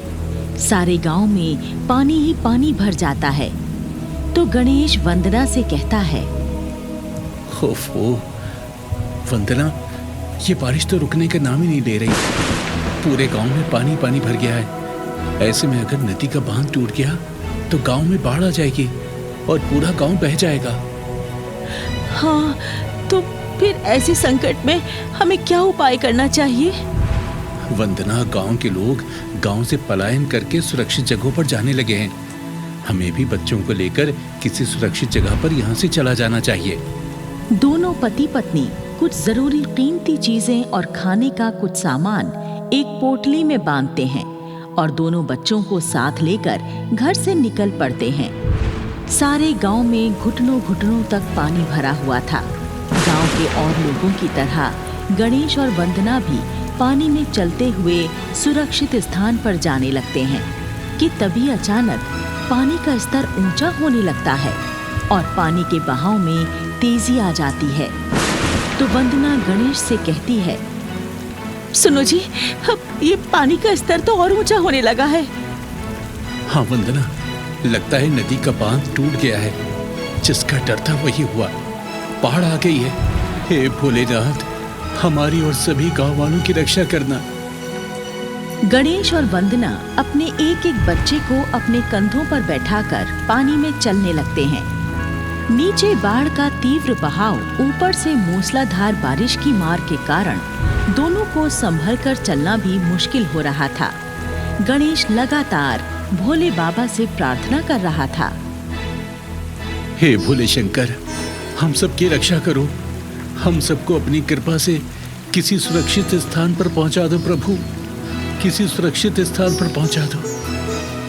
तभी वहां पर बचाव दल वालों की मिनी बोट आ जाती है, जिसमें पहले से ही कुछ लोग और बच्चे सवार थे। गणेश बचाव दल टीम से कहता है, साहब जी, हमें भी इस नाव में बैठा लो ना। अरे नहीं नहीं भैया, हमारी बोट में जगह नहीं है। पहले हम इन लोगों को सुरक्षित जगह पर छोड़कर आते हैं, फिर तुमको भी ले जाएंगे। तब तक तुम लोग यहीं पर खड़े रहो। अरे साहब, पानी का स्तर बढ़ता ही जा रहा है। आप हमारे बच्चों को तो नाव में बैठा ही सकते हो ना। आप इन बच्चों को ले जाओ, हमें बाद में ले जाना। अच्छा ठीक है, हम इन बच्चों को ले जाते हैं। दोनों बच्चों को बोट में बैठाकर बचाव दल चला जाता है। फिर गणेश वंदना से कहता है, वंदना, पानी का बहाव बहुत तेज हो चला है। हम यहाँ खड़े नहीं रह सकते। तुम मेरा हाथ पकड़ लो, हम धीरे धीरे सुरक्षित स्थान तक पहुँचने की कोशिश करेंगे। वंदना गणेश का हाथ पकड़ लेती है और दोनों आगे बढ़ने की कोशिश करने लगते हैं। गणेश लगातार महादेव का नाम भी जप रहा था। तभी जल प्रवाह बहुत तेज हो जाता है और दोनों को अपने साथ बहा कर ले जाता है। दोनों पति पत्नी जान बचाने के लिए हाथ पैर मारने लगते हैं, लेकिन बाढ़ के आगे उनकी हर कोशिश बेकार हो जाती है और दोनों डूबने लगते हैं। तभी एक चमत्कार होता है। वहां एक नाव आ जाती है। उस नाव में स्वयं शंकर जी सवार होते हैं।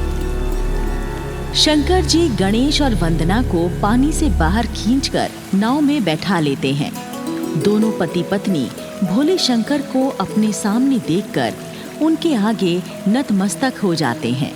फिर गणेश कहता है, हे भोलेनाथ, आपने मेरी विनती सुन ली और हमें स्वयं आकर बाढ़ में डूबने से बचा लिया। आपका कोटि कोटि धन्यवाद, कोटि कोटि धन्यवाद प्रभु। हमें तो भगवान ने आकर बचा लिया, पर हमारे दोनों बच्चे पता नहीं कहाँ होंगे और किस हाल में होंगे। तुम्हारे बच्चे बिल्कुल सुरक्षित हैं और ठीक है। वो दोनों अति शीघ्र तुमसे मिल जाएंगे। चलो, मैं तुम्हें तुम्हारे सुरक्षित स्थान तक पहुंचा देता हूं।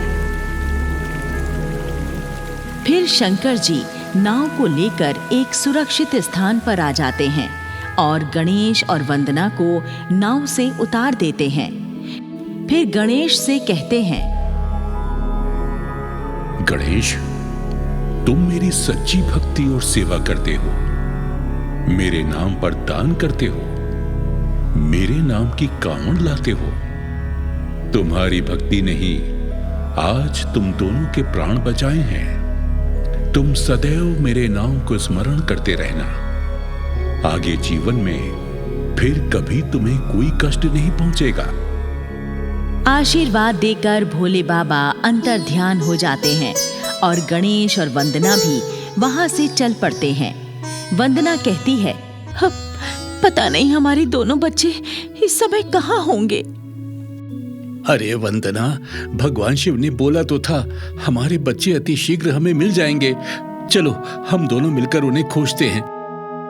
दोनों पति पत्नी आगे बढ़ जाते हैं। दूसरी तरफ रिंकी और टिंकू एक पेड़ के नीचे बैठे हुए हैं और टिंकू रो रहा है। दीदी, मुझे माँ के पास जाना है।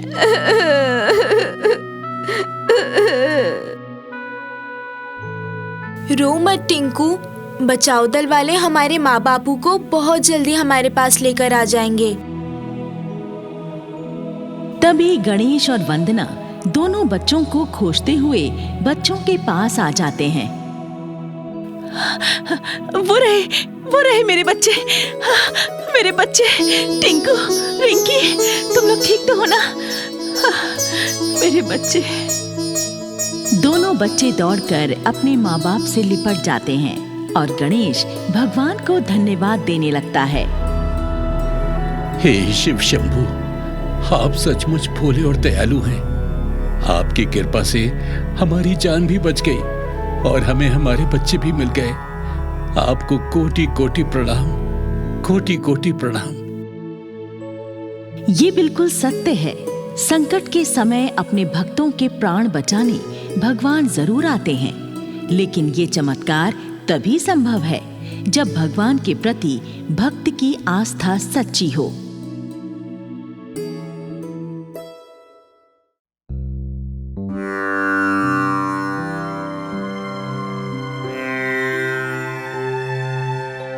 शिव ने लौटाए बच्चे के प्राण।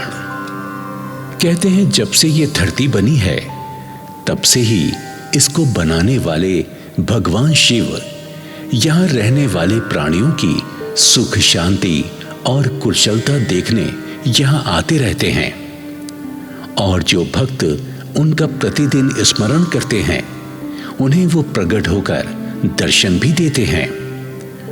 हिमालय पर तपस्या करने वाले अनेक साधु महात्माओं ने शिव जी का साक्षात दर्शन किया है तथा उनसे बहुत प्रकार के वरदान प्राप्त किए हैं और सिद्धियां हासिल की हैं। इसी क्रम में एक बार महादेव शिव आकाश मार्ग से पृथ्वी के भ्रमण पर निकले। वो वायु के वेग से बादलों को चीरते हुए आगे बढ़े जा रहे थे कि अचानक उनकी दृष्टि एक मृत बालक और उसकी बिलखती हुई मां पर पड़ी। ये दुखियारी मां बहुत विलाप कर रही थी। ऐसा लगता था जैसे उसकी आंख के सारे आंसू उसके मर चुके पुत्र के वियोग में सूख गए हों। उसका चेहरा पत्थर का हो चुका था, जिस पर कोई भावना दृष्टिगोचर नहीं हो रही थी। उस अबला नारी की ये विकट स्थिति देखकर भगवान शंकर का हृदय करुणा से भर गया। वैसे भी भोलेनाथ किसी का कष्ट नहीं देख सकते। वो शीघ्र ही उस मां बेटे के पास प्रकट हुए और बोले,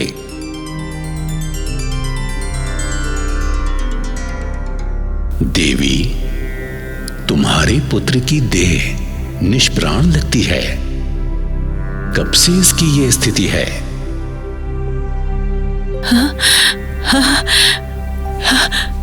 हे देवों के देव महादेव, जटाधारी कैलाशपति शिव शंभु, मुझे अपनी आंखों पर विश्वास नहीं हो रहा। मैं अपने इकलौते लड़के के प्राणहीन शरीर के पास बैठी आपका ही नाम जप रही थी और आप प्रकट हो गए मुझे दर्शन देने के लिए। जय हो आपकी, जय हो। शांत हो जाओ देवी, हमें बताओ तुम्हारा नाम क्या है और इस बच्चे को क्या हुआ है? मेरा नाम कादम्बिनी है। मैं एक गरीब ब्राह्मणी हूँ। मेरे माता पिता आपकी त्रिकाल संध्या किया करते थे। हमारे परिवार में प्रारंभ से ही शिव भक्ति के संस्कार हैं। आप तो सब जानते हैं प्रभु, हम लोग जीवन में एक बार कैलाश पर्वत की यात्रा पर जरूर जाते हैं। प्रभु, आज जब मैं अपने पुत्र को लेकर कैलाश यात्रा को जा रही थी तो रास्ते में इस घनघोर जंगल में इसे एक सांप ने काट लिया। वो सांप इतना जहरीला था कि उसके काटने के कुछ समय बाद ही इसकी असमय मृत्यु हो गई। प्रभु, अब आप ही इसे बचा सकते हैं। आप तो सर्वशक्तिशाली हैं। संसार में सबकी मृत्यु आप ही के हाथ है। आप कृपा कर मेरे बच्चे को फिर से जीवित कर दीजिए। मैंने आपकी बहुत भक्ति की है प्रभु। देवी, दुनिया में जो भी आया है उसको एक दिन जाना ही पड़ता है। यही संसार का नियम है। सबकी देह नश्वर है और इस परिवर्तनशील संसार में रहने का सबके लिए समय निर्धारित है। वो समय भी एक विराट नियम का हिस्सा है। प्रभु, संसार के सारे नियम आपने ही तो बनाए हैं। सिर्फ आप ही नियम बदल सकते हैं प्रभु। मैंने संतों के सत्संग में सुना है, प्रबल प्रेम के पाले पड़कर प्रभु को नियम बदलते देखा। अपने भक्तों की भक्ति के कारण आप नियमों को बदल देते हैं। परंतु इस प्रकार से अगर हम हर मृत शरीर को पुनः प्राण देंगे तो संसार कैसे चलेगा? जन्म मरण के चक्र को सुचारू रूप से चलाने के लिए हर पैदा हुई आत्मा को पुराना शरीर छोड़ना होता है ताकि वो फिर से नया शरीर धारण कर सके। पर प्रभु, ये बालक बहुत छोटा है। इसने अभी संसार का कोई सुख नहीं देखा। इसकी विद्यालय की शिक्षा तक पूर्ण नहीं हुई है। और सबसे मुख्य बात है कि ये कैलाश यात्रा पूर्ण करके आपके 12 ज्योतिर्लिंग दर्शन को भी जाना चाहता था। इसकी भक्ति भी पूरी नहीं हुई और संसार में भी इसने कोई सुख नहीं पाया। क्या मैं एक इतने अभागे बालक की माँ हूँ? अगर ऐसा है तो मेरी आपसे विनती है कि इसी समय आप अपने त्रिशूल से मेरा भी शीश काट दीजिए। इसके बिना मेरे भी जीने का कोई अर्थ नहीं है भोलेनाथ, कोई अर्थ नहीं है। शांत हो जाओ देवी, शांत हो जाओ। मैं दिव्य दृष्टि से देख सकता हूं कि तुम्हारे बेटे की आयु समाप्त हो गई है, तभी यमराज उसके प्राण ले गया है। पर हे भोलेनाथ, यमराज इत्यादि देवता तो आपके सेवक हैं। आपकी आज्ञा को वो नहीं टाल सकते। आपके एक इशारे की देर है, वो मेरे बच्चे के प्राण लौटा देंगे। हे प्रभु, मरने से पहले मेरे बेटे की जुबान पर आपका ही नाम था। उसे उस मृत्यु की विकट घड़ी में और किसी की नहीं, बस आपकी ही याद आई। इधर उसका शरीर छूट रहा था और वो लगातार ओम नमः शिवाय जपता जा रहा था। अपने नाम की लाज रख लो प्रभु, अपने नाम की लाज रख लो। मेरे बेटे ने मरने से पहले मुझे आखिरी बात जो कही थी वो यही थी कि हे माँ, तुम चिंता मत करना, भगवान शंकर मुझे कुछ नहीं होने देंगे, वो मेरी रक्षा करेंगे।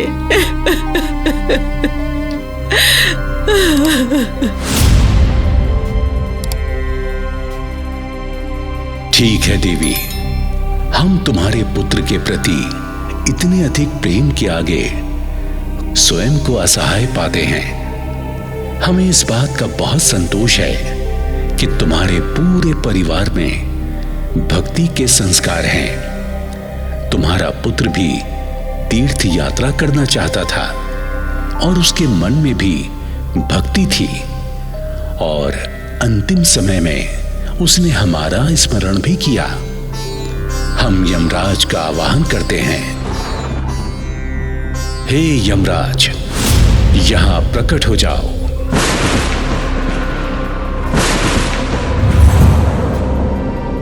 क्या आज्ञा है प्रभु? मुझसे क्या त्रुटि हुई है जो आपने असमय मुझे बुलाया है? मेरे कार्य में कोई गलती हो तो मुझे क्षमा कर दे भोलेनाथ। तुमने इस बच्चे के प्राण क्यों लिए? क्या नहीं जानते कि ये बहुत छोटा है और अपनी मां का बहुत ही प्यारा बालक है? तुमने ऐसा क्यों किया? ये हमारा नाम जप रहा था, फिर भी तुमने इसके प्राण खींच लिए। ऐसा करते हुए क्या तुम्हारे हाथ नहीं कांपे? यमराज, कुछ बोलते क्यों नहीं?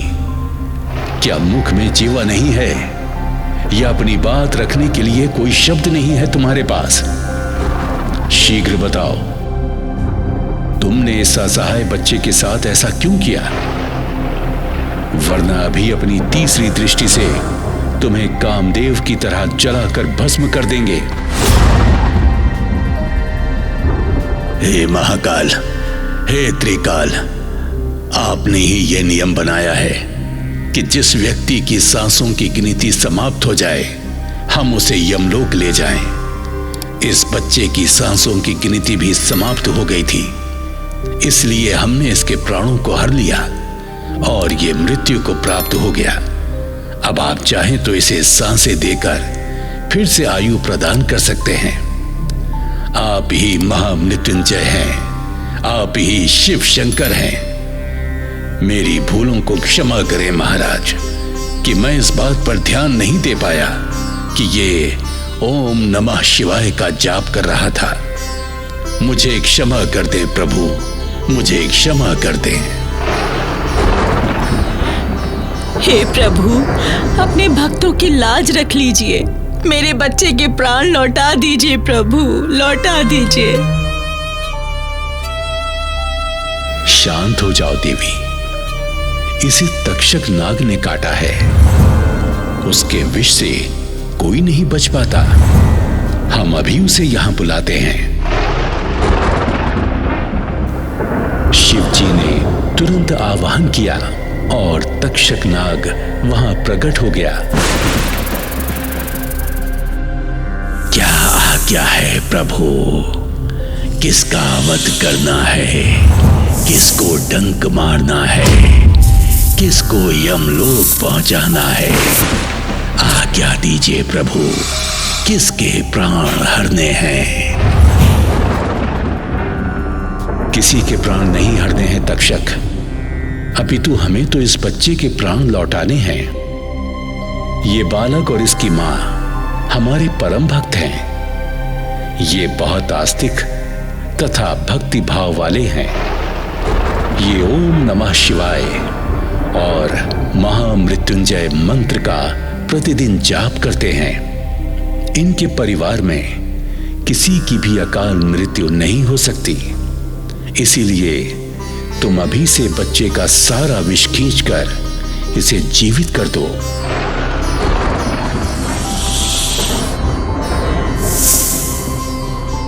जो आज्ञा महाराज, जो आज्ञा भोलेनाथ।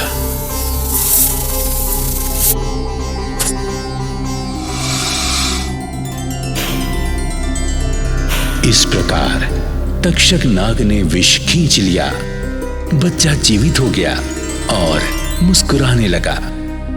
देखो माँ, भोले भंडारी ने मुझे कुछ नहीं होने दिया। माँ ने उसको गले से लगाया और बोली, मेरे बेटे तुम कहाँ चले गए थे मेरे बेटे?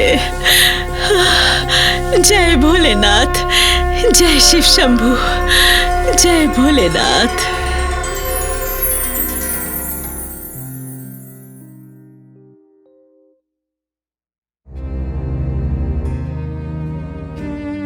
रघु एक गरीब आदमी था।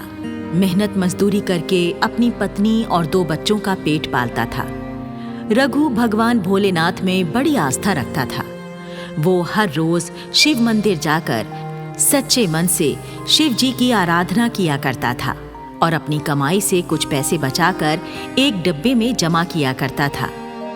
ऐसे ही एक दिन जब रघु अपनी कमाई के कुछ पैसे डिब्बे में डाल रहा था तो रघु की पत्नी तारा उससे कहने लगी, सुनो जी, मैं कई महीनों से देख रही हूँ तुम इस डिब्बे में हर रोज कुछ पैसे डालते हो। ये पैसे तुम किस लिए जमा कर रहे हो? तारा, मैं कई सालों से भोलेनाथ बाबा की कांवड़ लाने का इच्छुक हूँ, लेकिन गरीबी के कारण मैं आज तक अपनी ये इच्छा पूरी नहीं कर सका। अब मैं ये पैसे जमा कर रहा हूँ ताकि सावन माह आते ही मैं भी कांवड़ ला सकूं। अरे वाह, ये तो आप बहुत ही अच्छा काम कर रहे हो जी। आप कांवड़ ले आओगे तो शंकर जी हमसे प्रसन्न हो जाएंगे। मैं भी तो यही चाहता हूँ तारा, मेरी भक्ति से मेरे शिव जी प्रसन्न हो जाएं और वो मेरे परिवार पर अपनी कृपा करते हैं। उसके बाद रघु मजदूरी का काम ढूंढने के लिए घर से निकल पड़ा। कुछ दिन ऐसे ही बीत गए। फिर एक दिन की बात है जब रघु एक चबूतरे पर बैठा हुआ कुछ सोच रहा था। हे मेरे भोले भंडारी, आज मेरे बच्चों ने मिठाई लाने की फरमाइश की थी मुझसे, लेकिन आज तो मुझे कोई काम ही नहीं मिला। दोपहर हो गई है, लेकिन अब तक मैंने 1 रुपया भी नहीं कमाया। मेरे हाल पर दया करना भोलेनाथ। एक गरीब बाप की उसके बच्चों के सामने लाज रख लेना। रघु को मजदूरी का काम ढूंढते ढूंढते कई घंटे बीत गए। शाम होने वाली थी, लेकिन आज उसे कोई काम नहीं मिला। तो थक हार कर रघु वापस अपने घर की ओर लौटने लगा। रघु चलते चलते शिव का नाम जप रहा था।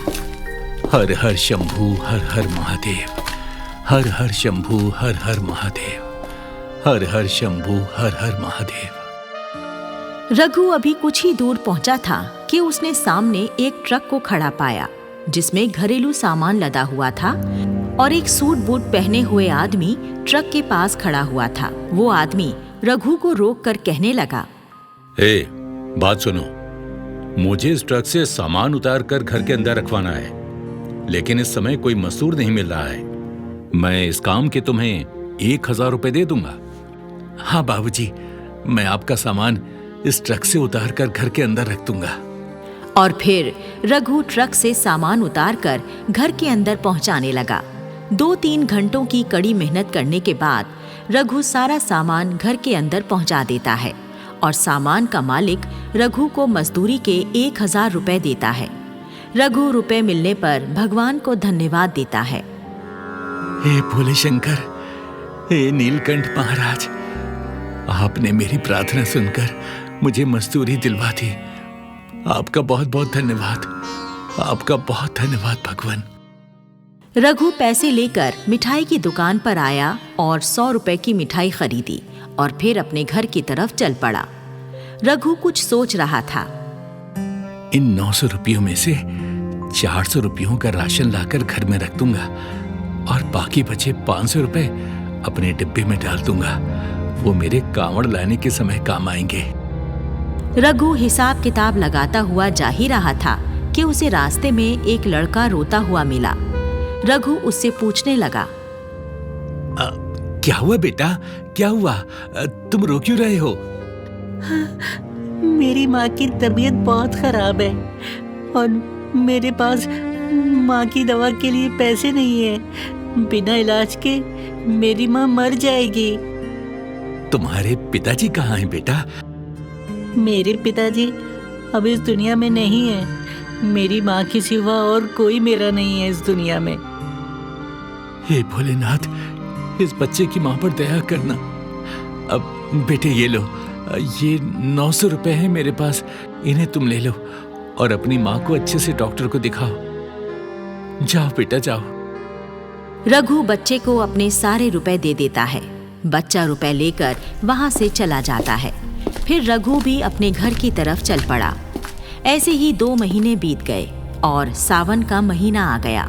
रघु अपनी बचत के पैसों वाला डिब्बा खोलकर सारे पैसे निकाल लेता है और बाजार जाता है। बाजार से रघु एक जोड़ी भगवा रंग के कपड़े और कांवड़ व गंगाजल लाने के लिए 2 प्लास्टिक की केन खरीद लेता है।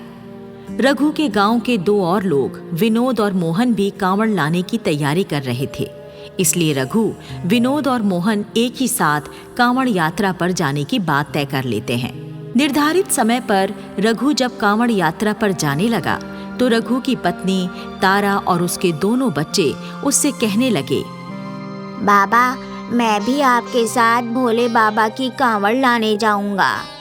बाबा, आप वापस कितने दिन में लौटोगे? मुझे आपकी बहुत याद आएगी। बच्चों, मैं 1 हफ्ते में ही तुम्हारे पास वापस लौट आऊंगा। हाँ।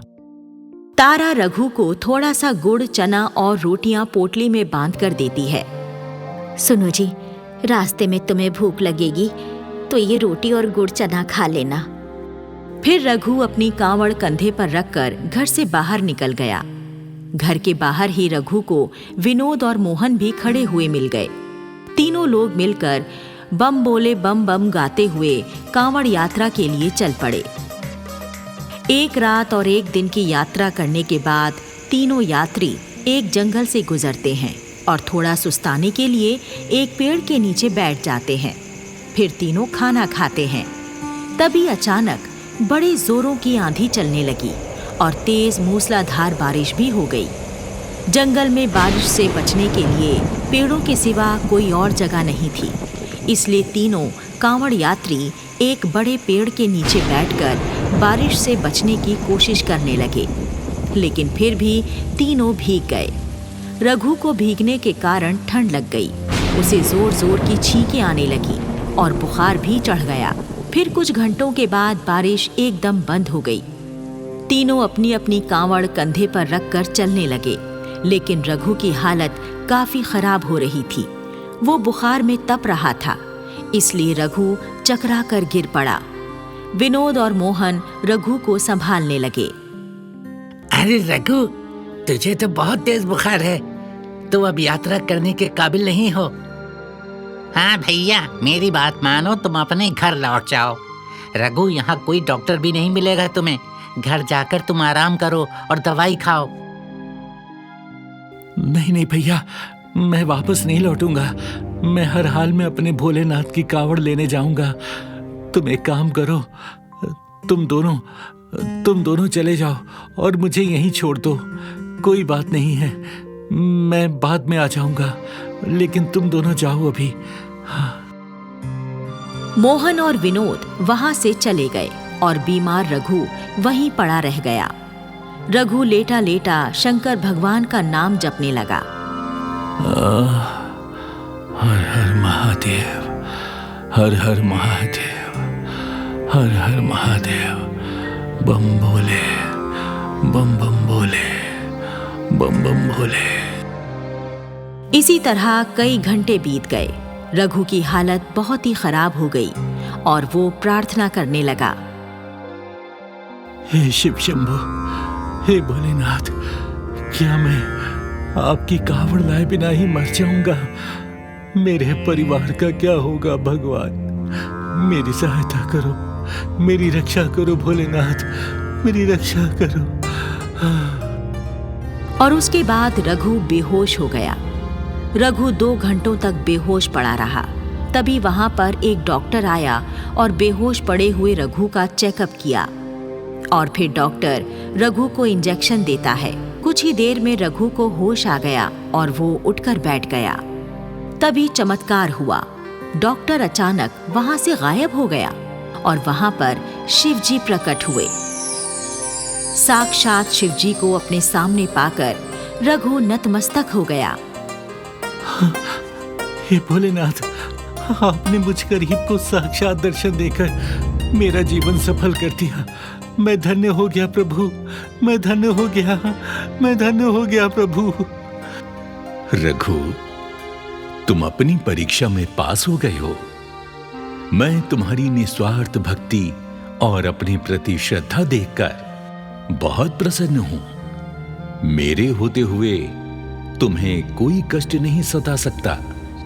शिव जी अपनी शक्ति से रघु को बिल्कुल ठीक कर देते हैं और कहते हैं, रघु, तुम मेरे अनंत भक्त हो। मैं तुम्हें वरदान देता हूं, तुम जब तक जीवित रहोगे तुम्हें और तुम्हारे परिवार को कोई कष्ट नहीं रहेगा। तुम्हारा घर धन और अन्न से भरा रहेगा। अब तुम जाओ और अपना कर्तव्य पूरा करो।